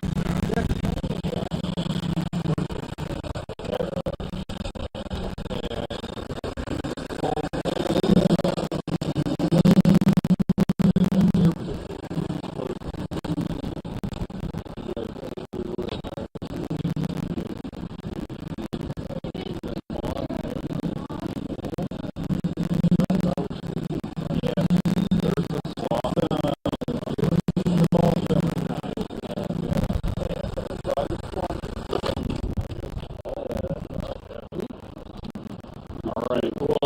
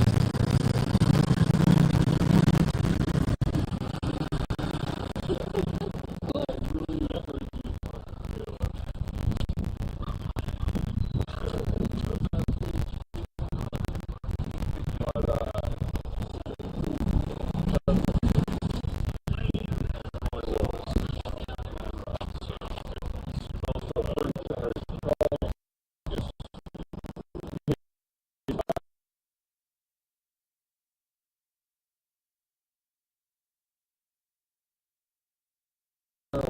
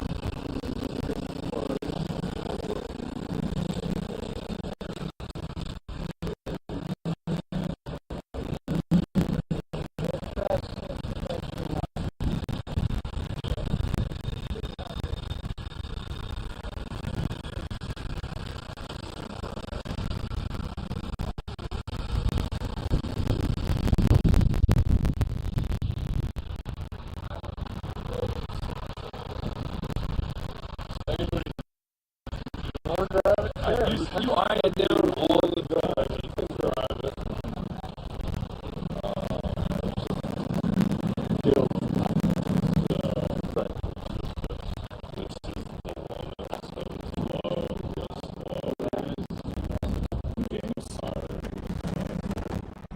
Either be a business coach or anything.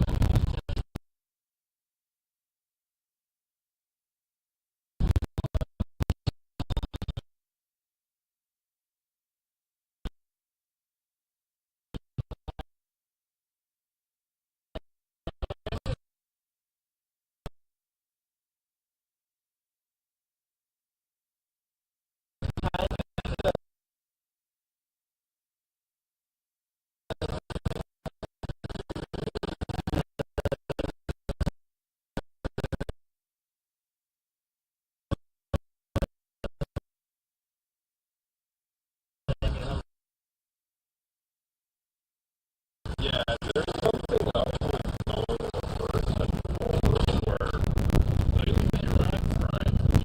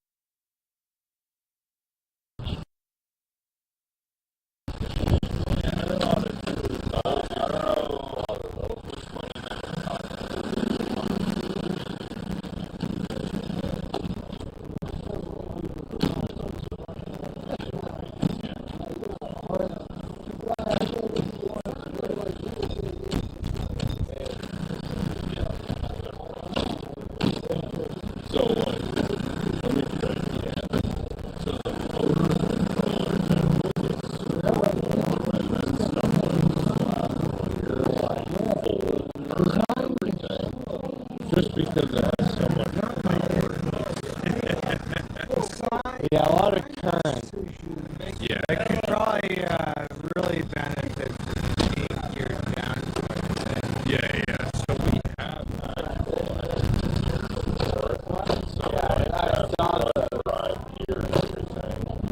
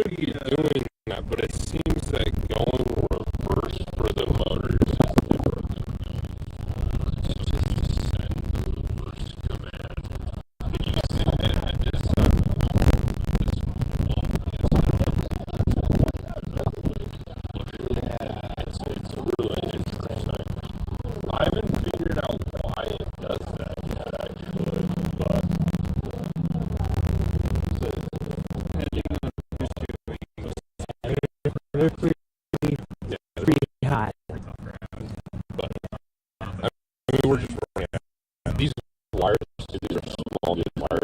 If you feel them, they're a little testing. They'll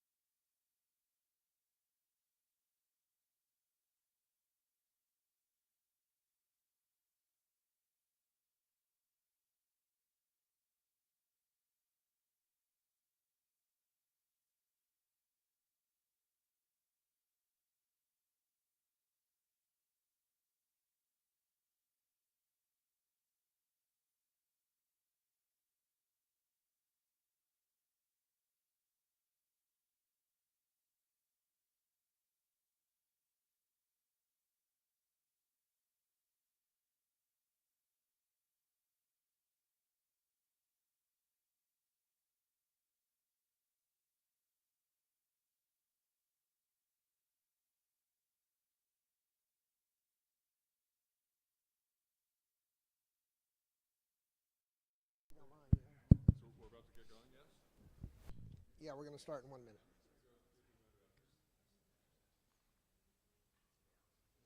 We'll be starting in just a minute or so. Try to round up the people outside.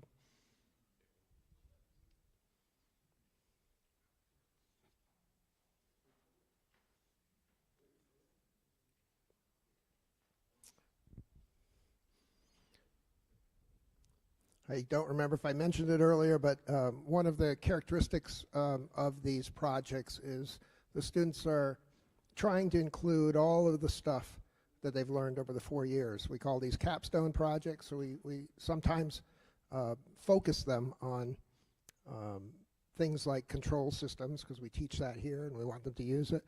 But there are other aspects, power supply design and motor control, and of course mechanical design that they've learned over the years. We want them to use all that stuff in a focused way. And again, I hope you see that characteristic in all of these. The students do a great job of pulling it all together.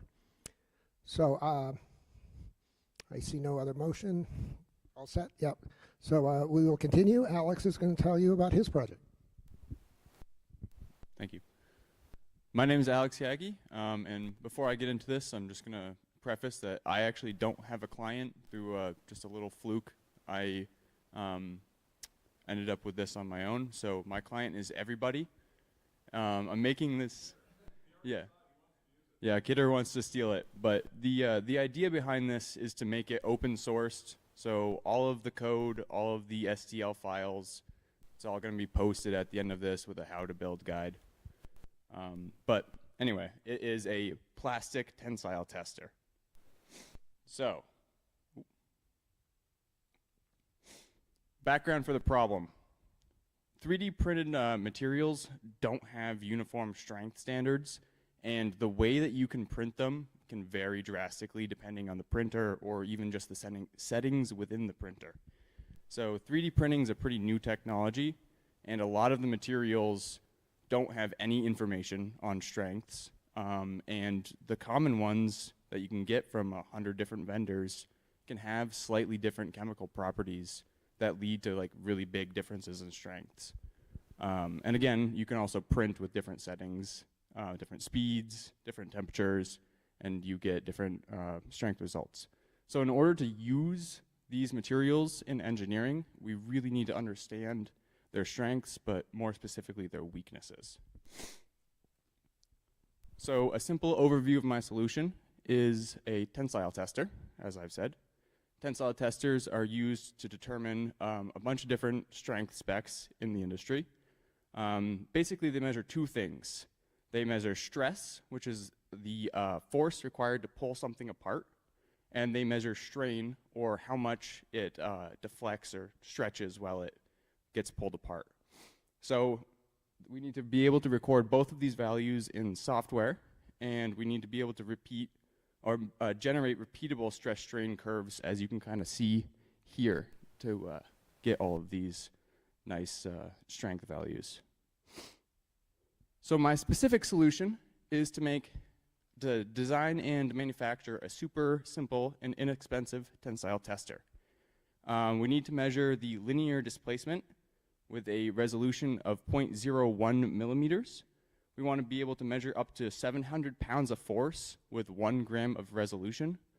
We need to be able to maintain a constant pulling speed throughout the test, so we get a nice smooth curve. And we need to be able to export all of that data to a computer. And there's a little picture of it. It's also right there. Here is the breakdown of the mechanical system. There are 3 subsystems for this. The first is the force application subsystem, which is parts 1, 2, 3, and 4. That is a high torque DC motor with an encoder attached to it. And then that'll go through a 100-to-1 gearbox, which will then spin a drive rod. That will move this bottom jaw down, pulling the specimen apart. The second system is the linear displacement measurement system, or the extensometer. And that is going to be another encoder on a rack and pinion right here, measuring that specimen. And then the final system will be the force measurement system, which will be a load cell in line with the top jaw so that we can measure all of the force through it. So here is the system diagram. We are going to be placing a specimen in the jaws and then pushing a start button on the UI. That will cause the STM32 to send a pulse width to the motor to start it. The motor will then read how fast it's spinning based off of that encoder and feed it back to the STM to maintain the certain speed.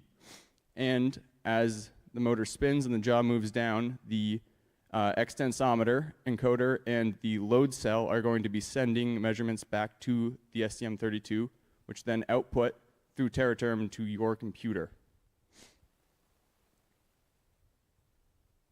So, the first of the subsystems, the force application subsystem. This uses a high torque DC motor, as I already said, and a 100-to-1 planetary gearbox to get the torque that we need. The gearbox is attached to a threaded rod that drives a linear sliding table, kind of like you would see on a CNC machine to move it back and forth. The linear sliding table has a jaw attached to it, and then that will move down. The top jaw will be in line with a load cell to measure the full load, and then the table has the sliding table has a range of up to 100 millimeters, which allows for a bunch of different sizes of specimens, because the ISO, which is the organization that makes the specifications for these specimens, they have a bunch of different sizes that we can test. So the force that we're estimating for one of these specimens, we're going to go with a specimen size of 1A. This means it has a cross-sectional area of 4 millimeters by 10 millimeters, or 40 millimeters squared. Assuming that we're using PLA, which is a pretty common plastic, the tensile strength for PLA is between 40 and 60 megapascals. So calculating for force, that's stress times area, we're getting around 2,400 newtons for one of these specimens, and that is about 540 pounds. So our force application system is going to need to supply at least 240 newtons or 540 pounds. And for a safety factor of around 2, we went with around 1,000 pounds, and that'll make more sense when we get to the load cell. So, in order to figure out what type of gearbox I wanted, I kind of knew that I wanted 100 to 1 because it made my speeds work out nicely, along with the fact that the table moves 100 millimeters. Like all of my math works out if I got 100 to 1. But I need to know if the gearbox itself could handle the loads that are going to be put on it. So we're going to calculate for this little system here as if it was a jack.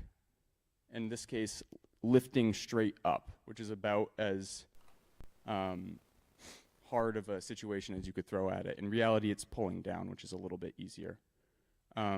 So lifting up 1,000 pounds with this, or 4,448 newtons, we know that the lead screw, or the screw's lead, is 4 millimeters. So one rotation, it will move 4 millimeters up or down. The mean screw diameter, or the average diameter between those threads, is 10.8 millimeters, and the estimated friction is about 0.2. So there's this very handy equation that is made specifically for this type of setup in a lifting setup. If you run those numbers through that equation, you get 7.28 newton meters of torque. And considering that the gearbox I chose has around 40 newton meters of torque, this gives us a safety factor on that gearbox of over 5. So it is way overkill for the application. Oop, that's the wrong way. So the software to run the motor to run that gearbox and the hardware. The motor requires 12 volts to operate, and the motor driver I've chosen to use to regulate the direction and the speed is the M10 or MD10C. So the STM32 is going to control the speed with pulse width, as you've heard a lot about tonight. And the reason we're doing that is to match the ISO strain rate, which is 1 millimeter a minute. Now this is ridiculously slow. Like you can barely see this thing moving. We're going to do a test in a minute, and it takes 7 to 10 minutes to pull these things apart. So it moves very slow.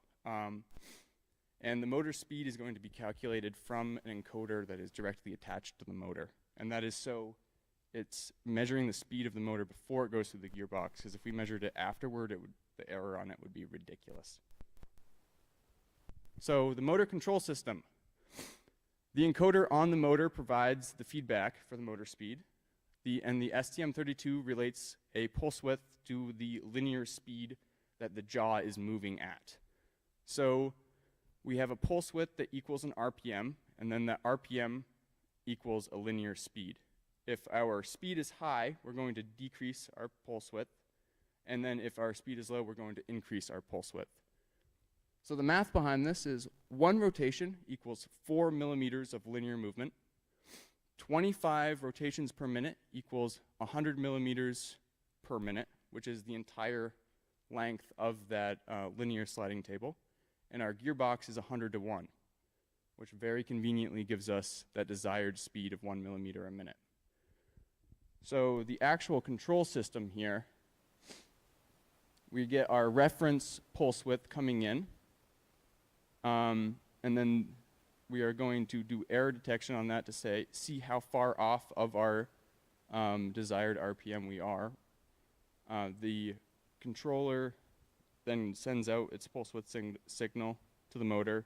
The motor speed is read by the extensometer, and it goes back and it does this little thing here. If the speed's high, it decreases. If it's low, it increases. So, on to the next subsystem, the linear measurement subsystem. This uses a encoder and a rack and pinion to measure linear movement. The rack and pinion translates linear movement into rotational so that the encoder can read it. And the encoder works by transmitting an electrical field to measure rotation with capacitance. So it's not a regular encoder. A lot of them use just a little octocouple, but this one's a lot beefier. It's resistant to oils and dust and whatnot. but the encoder receives a set number of signals or counts per revolution, and it uses quadrature to multiply these by 4. And the way it does that is it has these two transmitters that are slightly offset, and they send an offset signal. They're offset by 90 degrees. And what that does is, as one signal begins, goes up and over and then down, the other one is offset by 90 degrees. So each rise or fall for each of those two signals can be taken out, and you can get 4 points from every 1 point, or one rise and fall of those signals. So that's very useful. So the way this works is the encoder is going to sit on the top gauge arm, and the rack and pinion is going to measure the movement. The rack is going to be fixed to the bottom gauge arm, and the pinion is going to be moving along the top gauge arm. So the two gauge arms are going to be clipped to the specimen and being physically pulled away from each other. And that rack and pinion is going to be moving while that happens, and the encoder is going to pick up that rotation. So during operation, we're going to see a very slow increase in the distance, and then as soon as it fractures or starts to separate, we're going to see a quick a decrease in force and a quick increase in distance, marking the end of the measurement. And then we're going to be calculating our strain as the original length that we're measuring, the change in length that we're measuring divided by the original length. So here's a picture of the extensometer mechanism, because it's a little bit hard to wrap your head around just me explaining it. It's comprised of 6 main parts. They're all 3D printed to try and minimize the weight of this.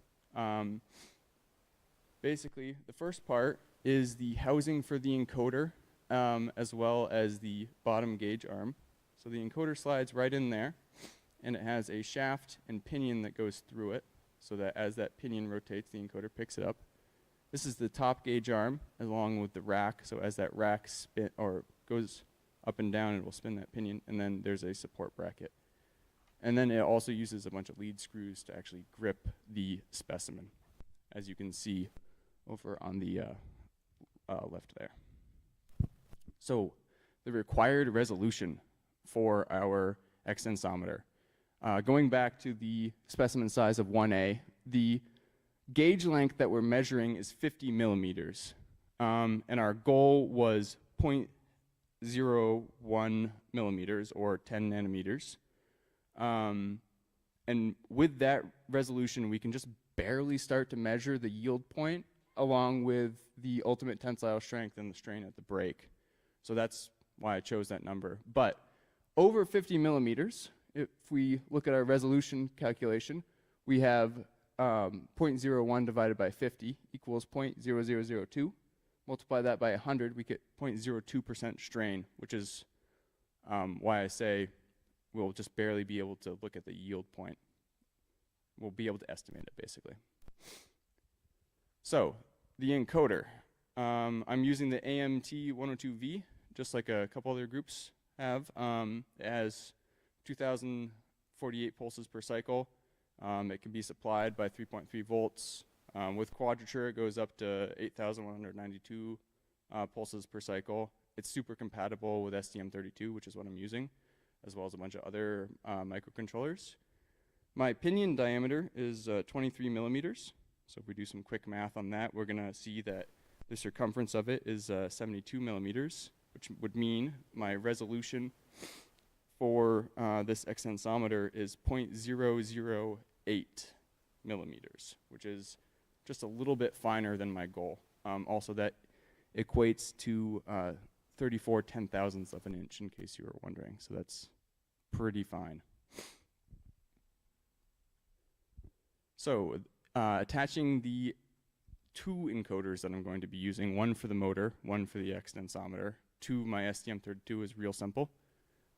You use the onboard 3.3 volts that the microcontroller supplies, and then the A and B channels for each of the encoders can just go to any pins that you want that are both hooked up to the same timer.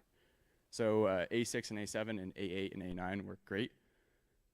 This way I can hook up the STM with this really nifty thing it has where it It has this built-in encoder mode on its timers, so it'll automatically increment a counter when it's spun clockwise and decrement it when it's spun counterclockwise. And will do quadrature and everything for you. So instead of having to do all of that in your code and say, look for this pulse and then multiply it by 4 and do this and blah, blah, blah, it just does it all for you and increments a counter that you can use. So it's way less of a headache. So some of my extensometer code is right here. What you see at the top, those 2 pound defines there, is the encoder counts per revolution and the pinion circumference being defined. The resolution is then calculated as the circumference divided by the counts per revolution. And then we read the counts from the encoder and multiply them by the resolution to get our distance. On the other side, we have the motor encoder. And this defines some target counts per minute. So this is how many counts we want to be seeing in 1 minute. And then it will scan every 10 milliseconds to see if we're getting a live counts per minute. And then it will match the live counts per minute to the target counts. And if it's low, then it tries to speed up. If it's high, then it slows down. That's that control system. Finally, we're on to the force measurement subsystem. This uses a load cell in line with the specimens in the jaw. The force measurement system is pretty basic, so it does have to be zeroed before each test to ensure that it hasn't wandered. And the load cell's rated up to 1,000 pounds, hence that 1,000-pound number from earlier. And everything's tried to be placed as inline as possible to minimize bending error, because that was a problem for a little bit. So how a load cell works. Load cells measure very, very small changes in millivolt ranges. They're typically set up in a Wheatstone bridge configuration, so that as you bend the material, you get that tiny, tiny change in the millivolts. So in order to measure that, we actually need a HX711 amplifier, or any amplifier, but in this case, a HX711. And that HX711 also happens to be an A to D converter, which is really convenient, so we don't have to do as much processing on our STM32 side. So implementing all that, the HX711 amplifier and load cell can both be powered by the 3.3 volts on the STM32. The data in clock can get set up to any pins that you, they don't need to be on a timer basically, just any input-output pins on the STM32, getting a working control system.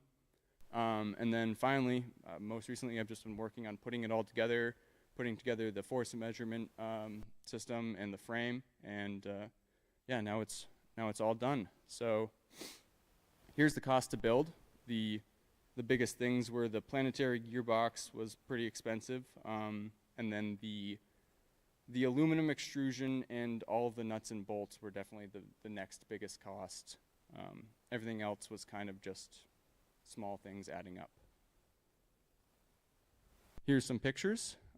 You can see the device holding the specimen and the green extensometer there, along with the linear slotting table. And then the load cell and the planetary gearbox. I'll show you all of this up closer in a second. But I did want to show you this up here because it's this was my first test on some PLA, or not my first test, but one of my first tests on some PLA. It broke at a max mass of 236 pounds. Its ultimate tensile strength was over 2 million pascals, or 26 million pascals, or 26 megapascals. And this was the stress strain curve that I got for it, which I was pretty proud of. I also did it on ABS, which unsurprisingly had a higher breaking point. This was really old ABS, so it kind of didn't move at all and then snapped and then stretched right back to what it wanted to be before. So I would discount this one. This was the one I was really happy about This was PETG. It had a max mass of 344 pounds, 29 million pascals, and the stress strain curve looks almost exactly like a stress strain curve should. And also, the specimen didn't fully break. It just stretched and would just keep stretching and stretching and stretching. It necked down, as you can see. It acted like a metal, and I was really happy about that. So, any questions about the presentation? Okay. So, I'm going to walk over here if you guys want to come over.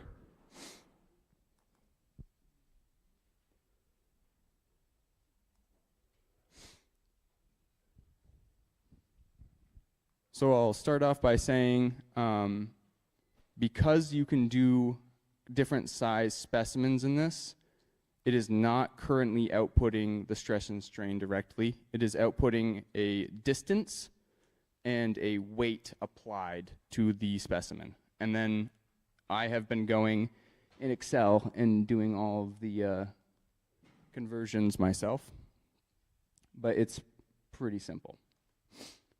Anyway, this is the extensometer. If you want to come up and play with it, you can see that it live in your hand will update. And then I will also calibrate this for you real quick.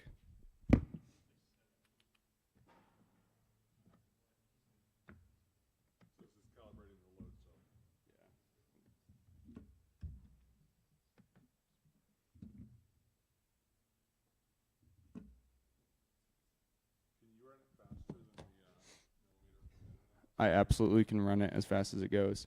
So now you can see. Yeah. Well, it won't meet the spec, but it should. If this was a perfect machine, it would still make the same chart, but it's not quite. You'll see in a second. It's now outputting weight, as you can see if I push and pull on this a little bit. So we've got our weight, we've got our distance.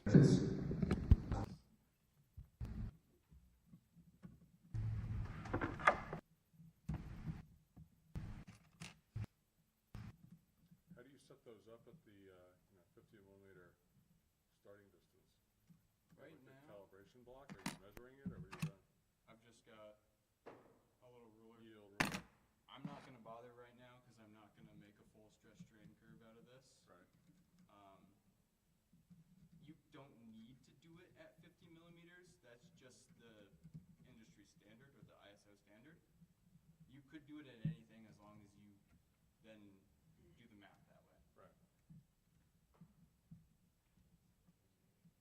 And what's the range on the extensometer? How large can it go? The extensometer is millimeters of range.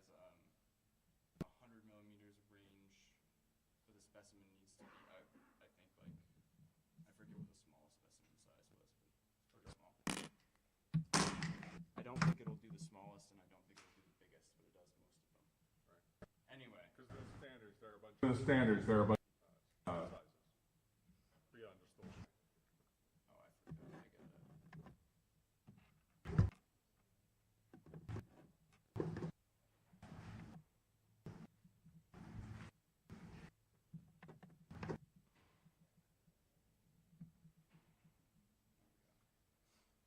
So, for the sake of this test, I'm going to put these on, but I'm not worried about you guys. Again, this one, just very slowly pulled. This is why we're using PET G. Other two like to. Also, I have to hold this the whole time. So, I'll hold the down button. So it's a safety mechanism for you either way? Yeah. Holding the down button, so this whole thing is now going down. You can see just how slow this. And just for the actual. That's how slow. So we're not going to do that. I'm going to hold it here, and you're. The millimeter.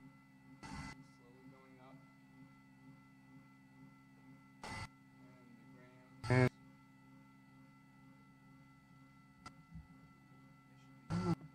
be going.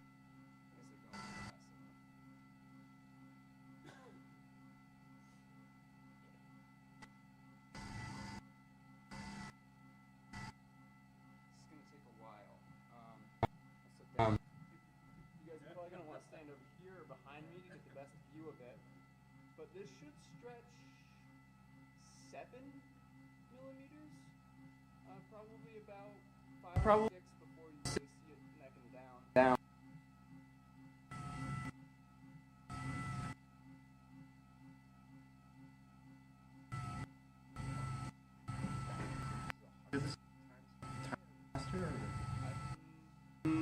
I actually don't know the math on how much this is.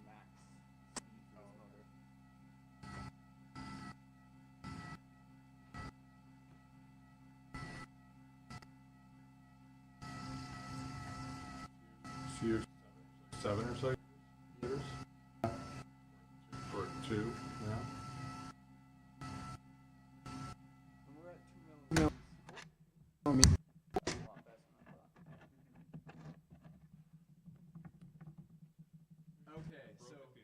Okay, so the anchor. This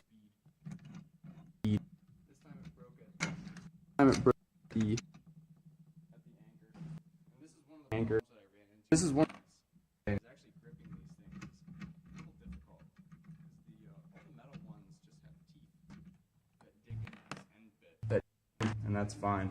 But that doesn't work with plastic. So this T slot is what I came. And it works pretty well. And while that did break in the wrong spot, supposed to break in the middle. The ABS one did. I was still able to get a reading with that. But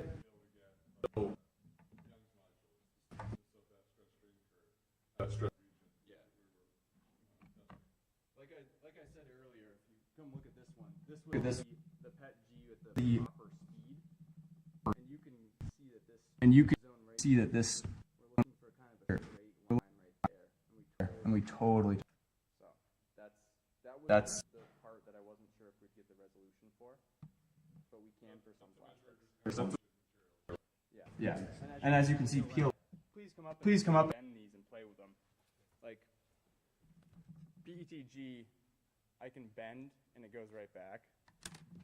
PLA, if I did that, it doesn't want to go back. It doesn't want. You can feel that it has more force. Those are spacers for my vice. Can you test something like this, or does it have to be in this object? You could do anything that you did with the Tinius Olson with this realistically. So if you wanted to crush bridges with this, you could. Bring your crushed piece. Feel free to come up and play with it though. Bring your crushed piece from. You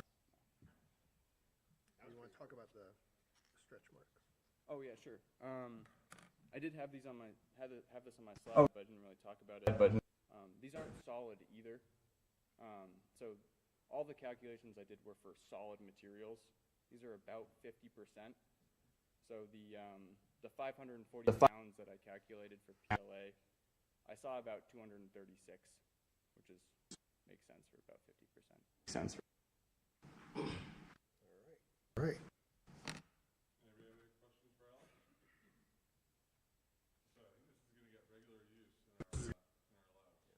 So he didn't have. Does a lot of this stuff. He's already expressed a very strong interest.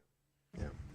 And he said he didn't have a real client. This started. A real client came and asked for a slightly different machine, and another student was going to tackle that, and Alex this route, and so there's a need for these machines because PLA is such a new material to work with, and the mechanical engineers need numbers.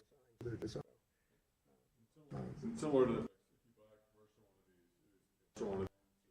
yeah.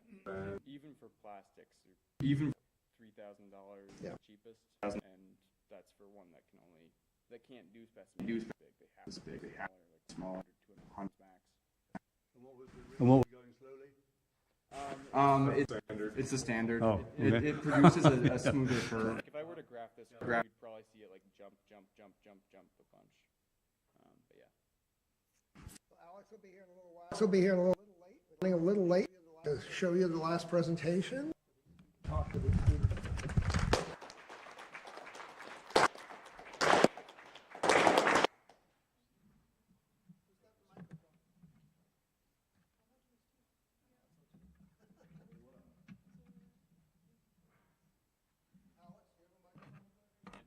I stole it. Richard, do you have the other one? You didn't take it home, did you? As we're finding the microphone, I just want to say thank you again, everybody, for coming. And the next two students will talk about a project that is intended for the campus here.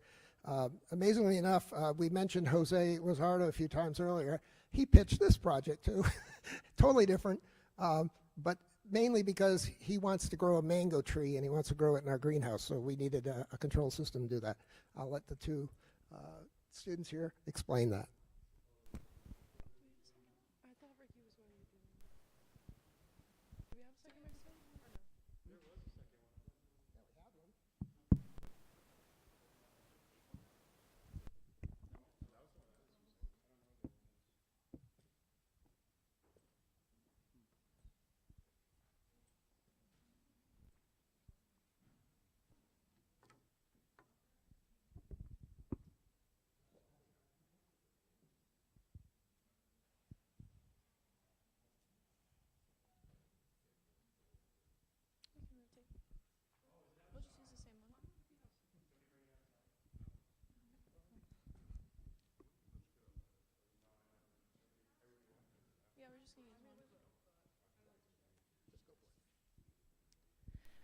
Hi, I'm Aaliyah.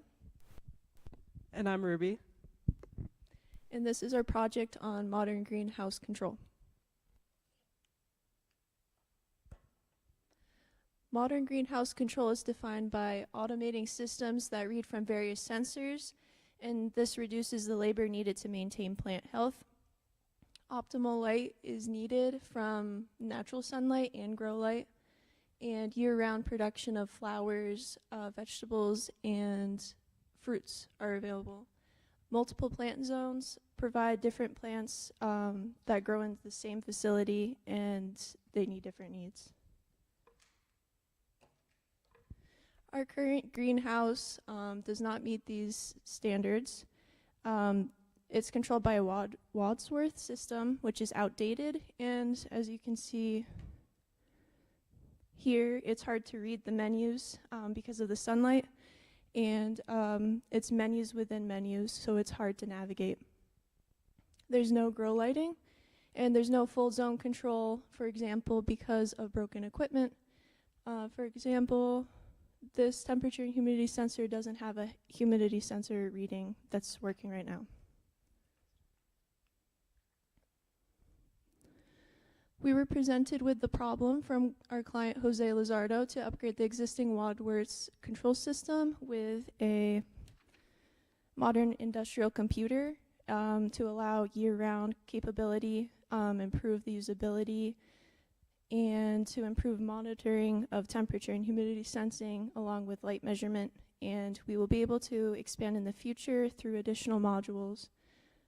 Since this is only the beginning of the greenhouse swap over for control.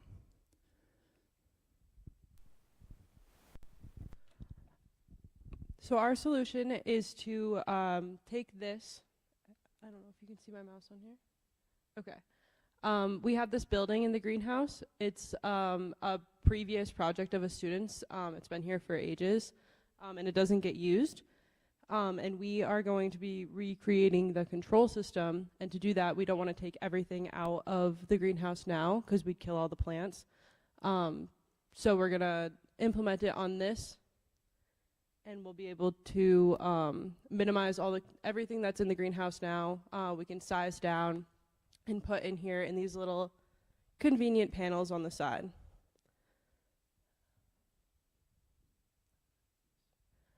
This is just to show you where it is in the greenhouse that we have on campus. Most of you know where it is, but if you're walking down the red brick path to green, it'll be right on your right. And there's two sections. It's going to be in the section closest to the building. This is our diagram of the simulation system. Starting in the center, we have our controller.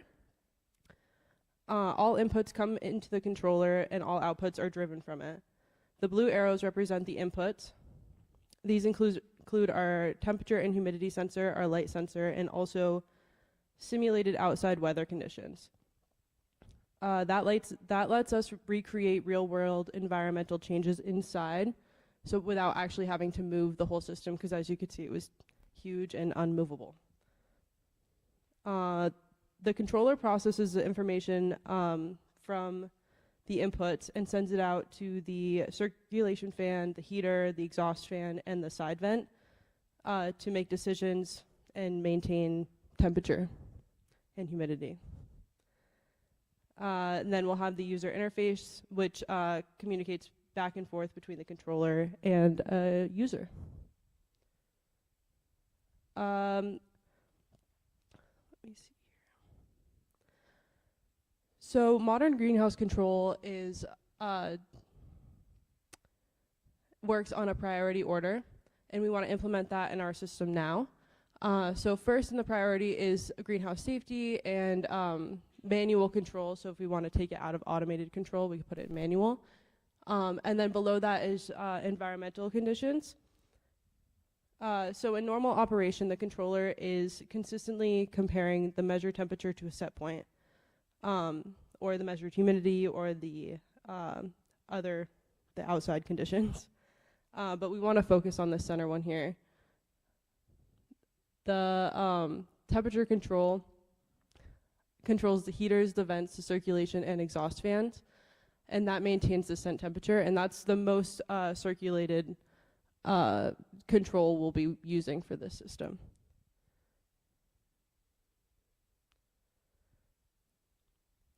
This is our overall system block diagram. We wanted to put it like this to make it a little bit easier for people to understand what's going in and what's coming out.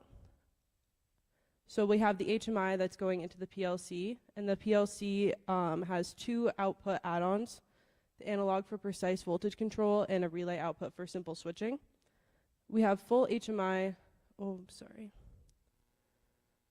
have the HMI connected on the Ethernet port of the click, and this is two-way communication. In dark blue, we have the temperature and humidity sensor. And then in the light blue, we have the stuff it's controlling. In the red, we have the grow light and the PAR meter. And in the purple, we have the connections.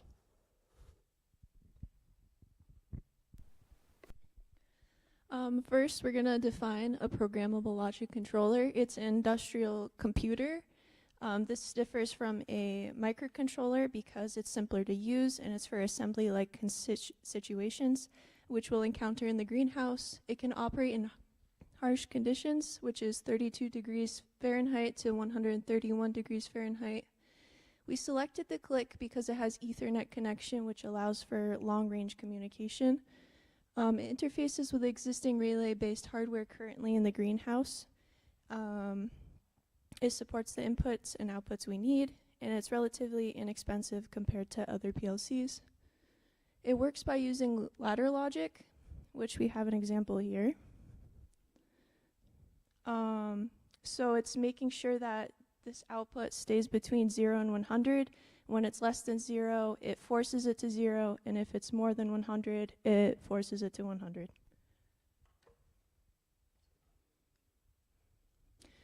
Next, we're going to look specifically at the temperature and humidity sensor system, which is highlighted in yellow. This is the waveforms to communicate to the PLC from the temperature and humidity sensor. We start with a single bus communication, which carries the temperature and humidity on the same line. If it's a 70 microsecond pulse, it's a 1 bit, and if it's 26 to 28 microseconds, it's a 0 bit. This is too fast for the PLC to pick up, so we use a microcontroller. We used our Arduino Leonardo, which had more than one serial output other than the USB. This is a 0 to 5 volt pulse. Next, we converted it with a MAX 485 transceiver chip.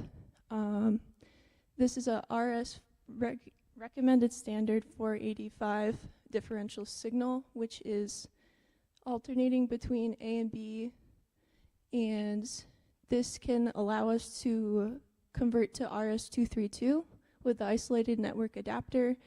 This is just shifting signal, and now the PLC can read it.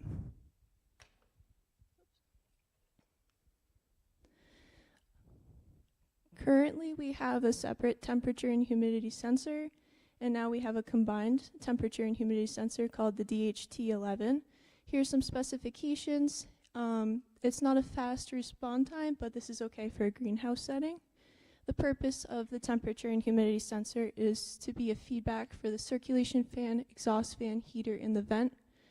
The lower and high limits for temperature and humidity are set by the user on the user interface, and you can change between Celsius and Fahrenheit. Some of the key points from my Arduino code is that I set the slave ID to 2, and then I have an enable pin for the max 485, which tells the signal when to listen and when to read. There's a matching baud rate of 4,800 bits per second, which matches another device on the line. We have whole numbers to the PLC because it only takes unsigned 16-bit register values. So we have to multiply the values by 10. Lastly, we have a pull function, which is in charge of listening, gathering the information, and then sending it back to the PLC. Here's the ladder logic. On the first rung, we have the PLC calling for the specific slave ID 2. When that's successful, it triggers the next 2 rungs, which just divide the value by 10 because we had to multiply by 10 in the Arduino code. The next system we're going to focus on are the output systems. They're each kind of simple, so I just want to go through them all together. First, we're going to focus on the venting system. The main purpose here is to bring the outside air to help regulate the internal environment. What makes this different from the system that we have now is that it opens proportionally based on the temperature and humidity. So instead of overshooting and opening all the way, we'll make smaller adjustments and keep things stable. In a normal condition where the greenhouse is within range and conditions are reasonable, the vent will sit at about 50% open just to maintain airflow. And then we will allow for manual control through the HMI for this. This slide shows how we actually implemented the vent control. Mechanically, we designed the system to replicate the motion of existing greenhouse vent, which is right here. The shaft will turn and it pushes down, which is kind of hard to see on this picture, but it's shown better here. As this shaft turns, it pushes this arm out. So if this shaft turns 127 degrees, as shown here, then it will open about 60 degrees, which is our 100% open setting. And here is our ladder control diagram. We're going to run through the same temp high setting for each of these systems. So when the temperature is high, you can see here it does a little bit of math and outputting to the HMI, but this is 100% open when the temperature is very high. For the heating, all we're doing here is going to be simple switching. The heater is going to be on if the temperature is above a set point and off if it's the heater is going to be on if it's below a temp set point and off if it's above one. And you can see here when the temperature is super high, this math here is just a setting that we chose to have the heater off. This can also be put in manual mode. The exhaust fan, the purpose of this is to remove air quickly from the chamber when it gets too hot. So it's a little different. We'll have a circulation fan next, and you'll see the difference there. And this is kind of the same thing as the heater. It's an on-off, but it'll be on when the heat is too high, and then off when it's maintaining or below. And you can see here when the temperature is high, it sets on. That's what set means. It'll say reset if it's turning off. And then this can also be set in manual mode. For the circulation fan, the purpose of this system is to prevent stagnant air and create more uniform conditions throughout the chamber. So unlike the exhaust fan, it won't react to the heat. It's like a support system. During normal operation, the circulation fan stays on to keep air moving. This helps eliminate hot or cold spots and ensures that the sensors are reading more accurate representation of the overall environment. If the system is shut down or if the temperature goes too low, the fan turns off. And this will also be allowed to be controlled in manual mode. Next, I'll talk about the grow light system, which involves the PAR meter, which is also highlighted in yellow.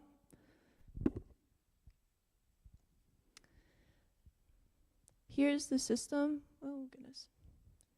Here's the system where the panel is suspended above a PAR meter, which PAR stands for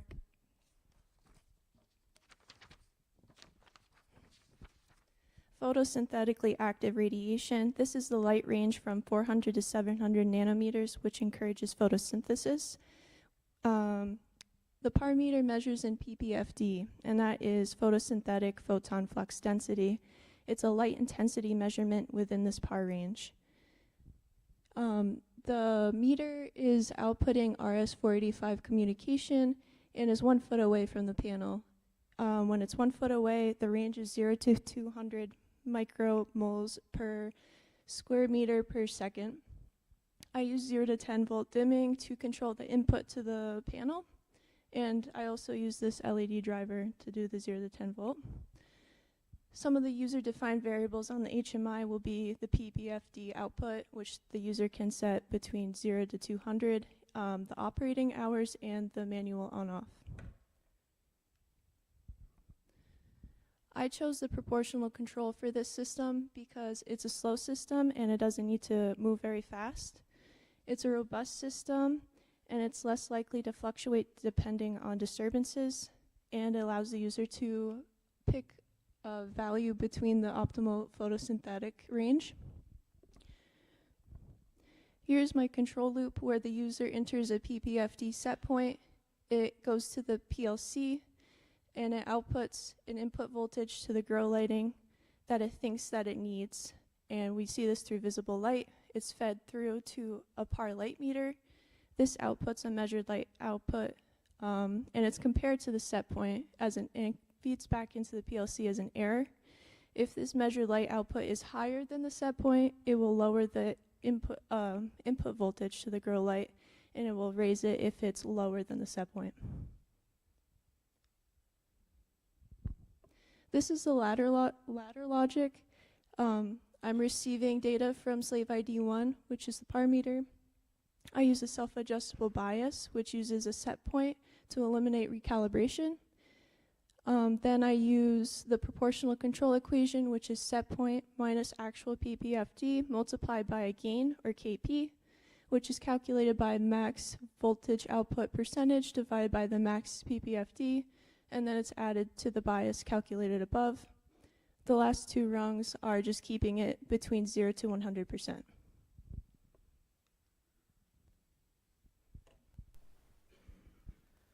So the last system we have to talk about is the HMI. So what is a HMI? It stands for Human Machine Interface. At a basic level, this is the user's way of interacting with the system. It's essentially an industrial touchscreen that's designed to operate in harsher environments like a greenhouse. The main reason we're using an HMI is to make the system more accessible. Instead of needing to go onto the PLC program, the user can easily monitor conditions and adjust settings directly from the screen. It also acts as the link between the user and the Click PLC, so you can control and it will display in real time. Communication is handled over Ethernet, which gives us reliable long-range connectivity between HMI and the controller. And the way that this actually works is tag mapping, which is super important with the system that we have set up. So essentially you can set a tag in the PLC and connect it with the HMI, and they'll communicate through that. These are a couple pictures of our HMI menus now. The first one on the left is our home screen setup. This is temporary. We'll have more options than that, but we just wanted to show what it would look like at the end. So here we have two options. You can go to system set or monitor. And system set, you can set specifications, and monitor, you'll be able to see what's happening. Right here, this is our monitor screen. And this is, again, temporary because we are simulating the temperature and humidity set points so we can make sure that everything works correctly. So these ones are settable. But a big thing that I wanted to focus on when we were creating the HMI was making it so you didn't have to switch between every single screen to go back and check and see what the set points were or see just like what is going on in the system. So I'm trying to implement like easy to see conditions for each screen, so you can like shortcut menus almost, so you can see what's happening and make decisions based on that. These are some photos of our entire system. It looks a lot more full on the diagram photos. So this is our little heater and our lighting. And then here you can see it's upside down, but that is our vent. You just, if you wanted it to be open, it's this small area here. The whole thing isn't the vent, just to be clear. And then this is our wiring and our PLC on the DIN rails. Unfortunately, we can't bring everything over here because it's like 1,000 pounds.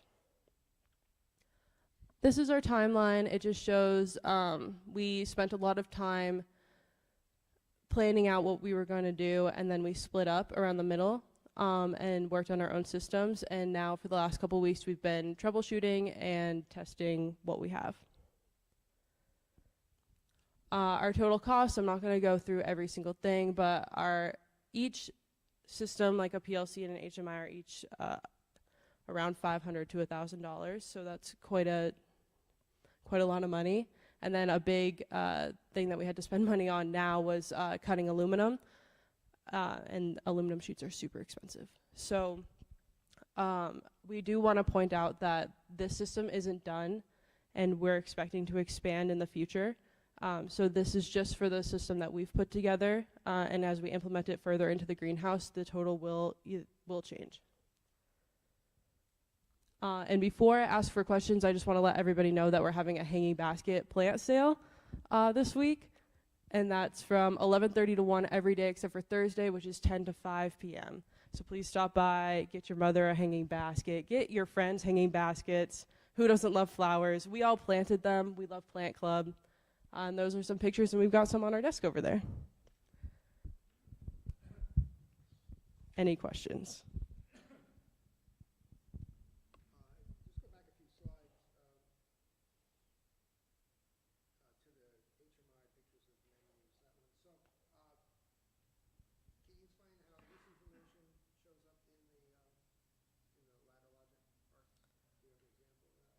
I don't have any pictures of that in the slideshow, but basically if those are highlighted, so like see the circulation fan says on and it's highlighted, it'll do the same thing in the ladder logic. It'll highlight each thing if we're connected and it's monitoring. Otherwise, you don't need your computer connected to run this, which is why we chose it. So when it's connected, you can monitor it, but when it's not, this is our only monitoring system.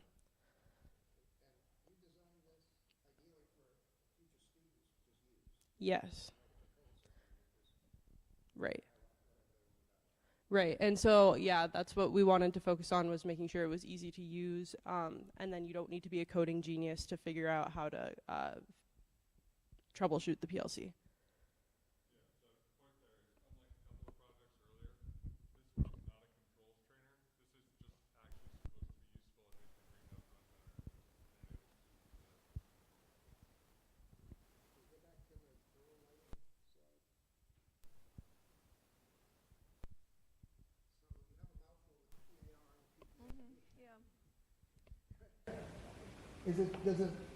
Is this a true statement?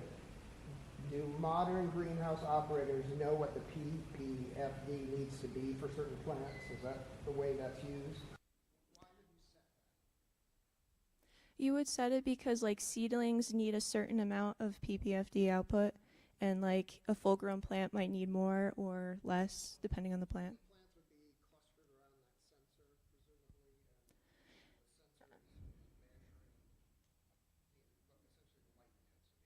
Yeah, it's supposed to be at the top of the light plant canopy, so it actually gets an accurate reading, but yes.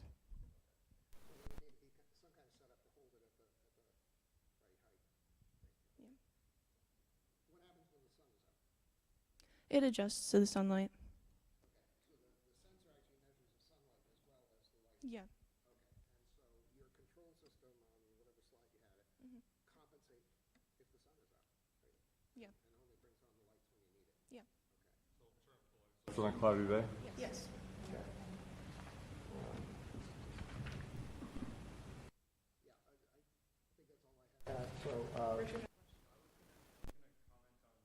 St. Dennis, I've worked in a couple of greenhouses, and knowing exactly what type of light certain plants need is actually like really important. Yeah, that's your first statement. Okay. We have charts usually of every plant what they usually like. So knowing that is very important. And wasn't it, we talked about so many things with the measuring system, but were you imagining implementing, like zone 1 has a certain kind of plant and you would just push a button and the operator wouldn't need to know that? Yeah, so the point, what I was planning on doing is, which it's not implemented yet, we'll have settings, so like this type of plant, this type of plant, this type of plant, and the user wouldn't necessarily have to know exactly how much light it is. We would just do that. I want tomatoes today. Right. Jose wants mango trees. And it would just be typical plants in the greenhouse we wouldn't have, because we've got like lime trees and other tropical plants. It wouldn't be all of those things. It would just be like more typical Vermont plants. Okay. So you fix boats and you run greenhouses. Oh, you fix both? Oh, no. I thought it was Kidder saying it's you. All right. What are you going to show us? We're over here. So unfortunately, the PLC that I brought over doesn't work. So you can, if you want to come over and take a look at the stuff that we're using, you can. Otherwise, we're going to take a walk up to the greenhouse, look at the plants, look at the flowers, and importantly, look at our system.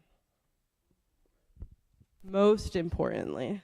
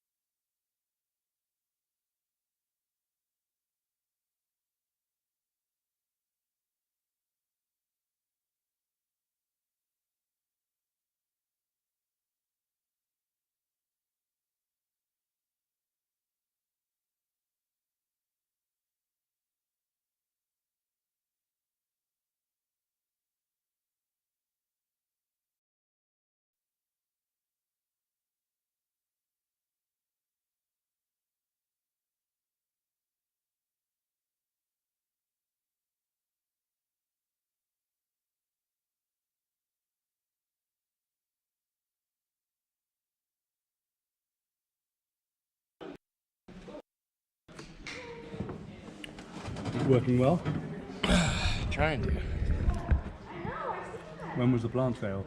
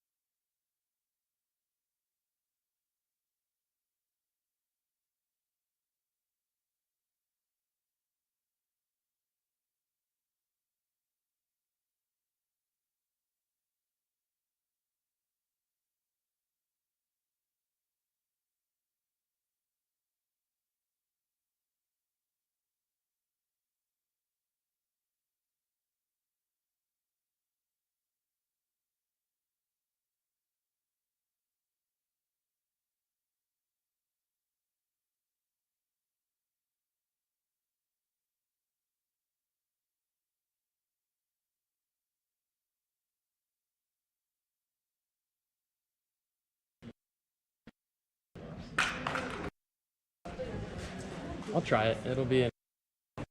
Yeah? Yeah. See, I'll just let that keep going and see if I can watch it on YouTube while I'm streaming.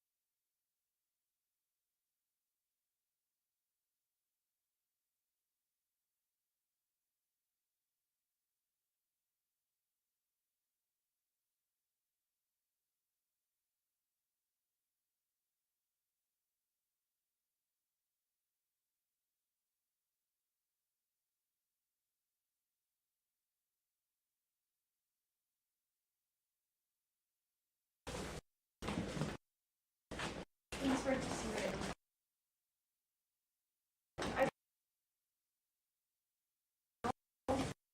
If you were to put your hand over you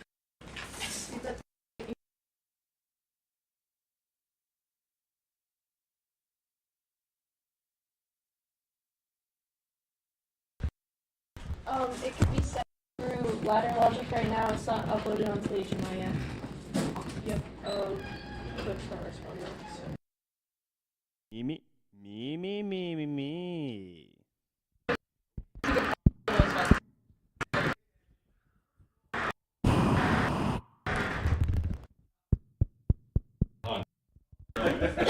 in here late at night.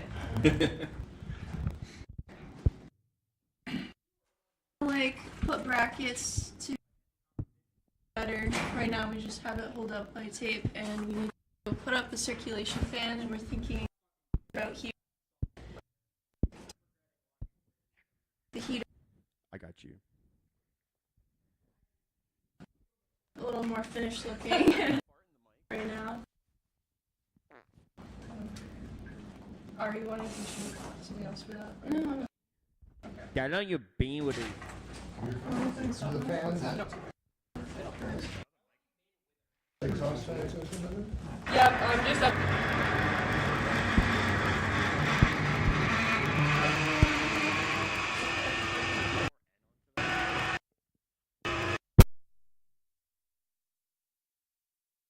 Wants to kind of squeeze in on this side, be able to show you a couple things. This down. Which systems are you running? Just the exhaust.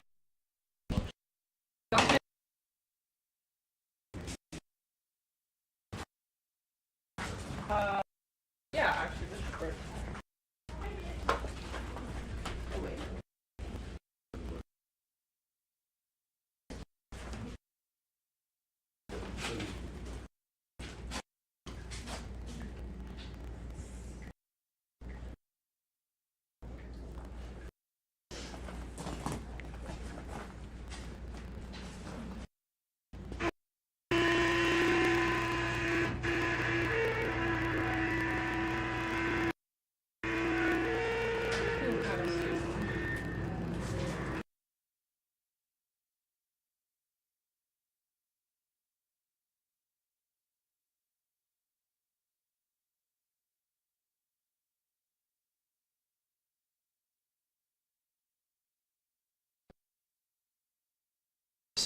So you can see here, I'll go back, I'll see if anybody wants to see how this works.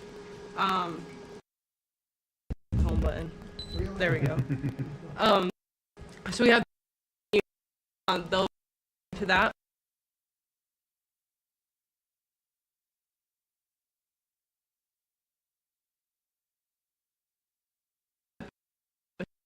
Seven, and you can the like keeping them together, like see, and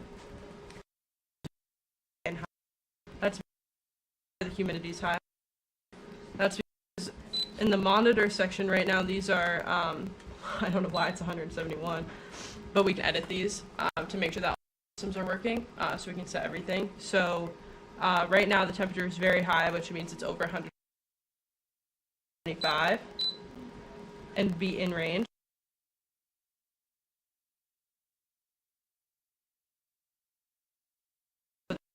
That I don't remember what that was set for.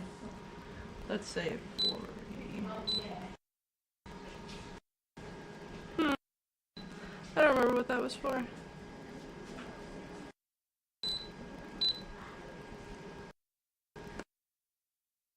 What? But that's what we wanna.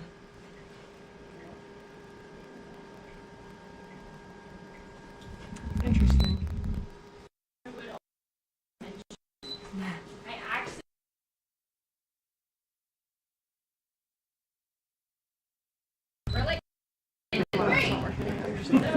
Okay.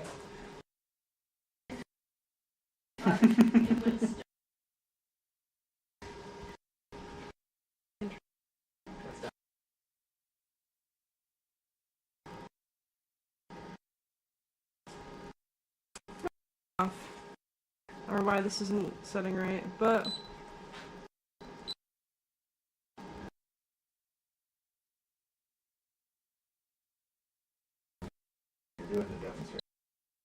we put the temp to 0. Okay. And the exhaust fans will turn off. You can see here it's lit up. For some reason the humidity is not setting. I think I changed one. That's the thing about all this. Keep everything in line. If you change one singular number, it messes up your entire system. And we've been dealing with that a lot. So we've been transferring systems back and forth. We're finally completely integrated onto one PLC, so we don't have to keep switching. But now it's just getting all those numbers in line, so that's been kind of a mess. we're pretty. You know, we sort of work, you just do it some more time. Yeah. Yeah. You guys take a closer look at wiring. It's wonderful. You definitely can. And besides,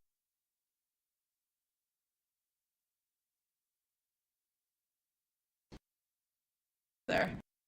Look at how it works. We can pull that too. Wow. Trying to not hit your head on this when it's in here. It's a great time.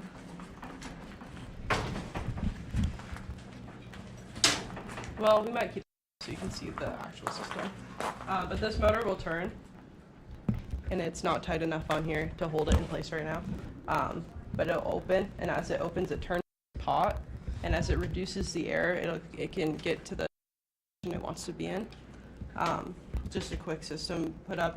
It's exactly like the one that we have in here now. They have separate motor drivers, and I think they do just the same thing.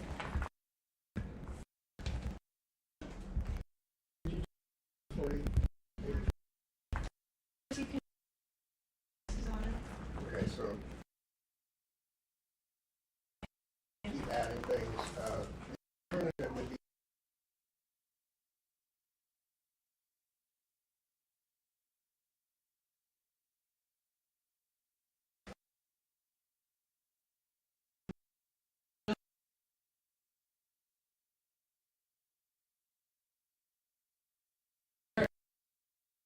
and so turn on, but it's pretty interesting to look at. You can't exactly see these menus at all or know what they need to do. And if you open this up, there's no real computer in here. It's just a bunch of microchips that act as a computer. So this was put in I think like the 70s. Yeah, it's been kind of messed around with since. Like there was an expansion at some point because it was just this section, and now that second zone was added on, and I think they expanded this. But you can look at the pictures from the 80s. There's like old pictures uploaded on the library website, and this is still here. So, which is pretty cool. It's still working. I don't think there's been a lot of upkeep because we contacted the Wadsworth people, and they were like, we don't have record of actually putting anything in here. They were like, it must have been before we had electronic records. So that was super helpful. But feel free to look through the greenhouse. The plant club spends a lot of time in here, and they do a lot of good work. And we are excited to be a part of the process of putting this thing back together.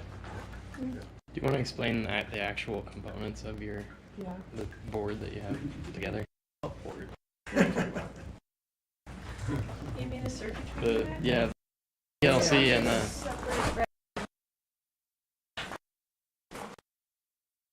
Yeah. That. So one's is for. Let me turn the power off. So This one is for RS-45. This is the bus. I don't actually need 3 modules. I can do it with one. Because I don't need like a new master, or they're all the same baud rate. This is for the temperature sensor. I use our Leonardo. And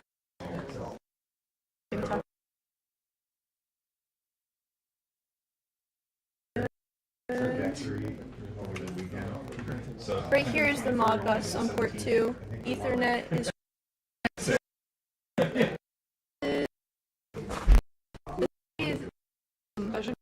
yeah, the par meter. Oh, the light. Yeah, this is a light. The 0 to 10 volt adjustable. that orange one down there is the vent, and then. It's just power. Oh yeah, that's just power. Yeah, that's about it. More complicated.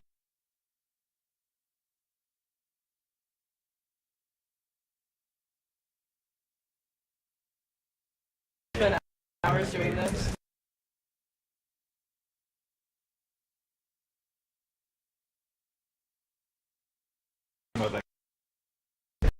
back to Judd for more refreshment. Finish his assembly.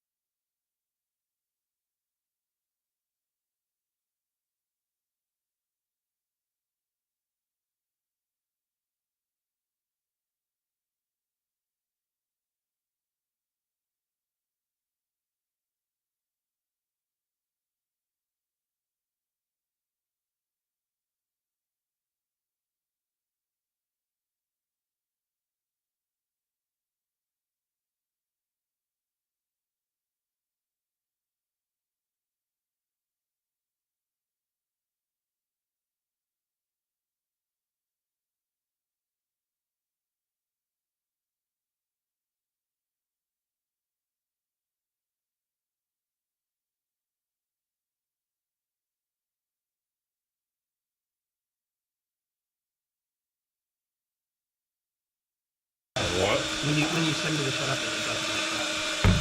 It's just really confusing. Stop taking the weight off! Put the weight back on it! If you take it off again, I'm cutting your fingers off. Yeah, we're testing out to see if the motors can really cut a finger. I'm just seeing if it's gonna fix itself mid weight pull now. It is doing it. Oh no! I mean the other way, without the weight. No, because this one can't go any slower than what it's doing. If that motor could go slower, it would fix itself.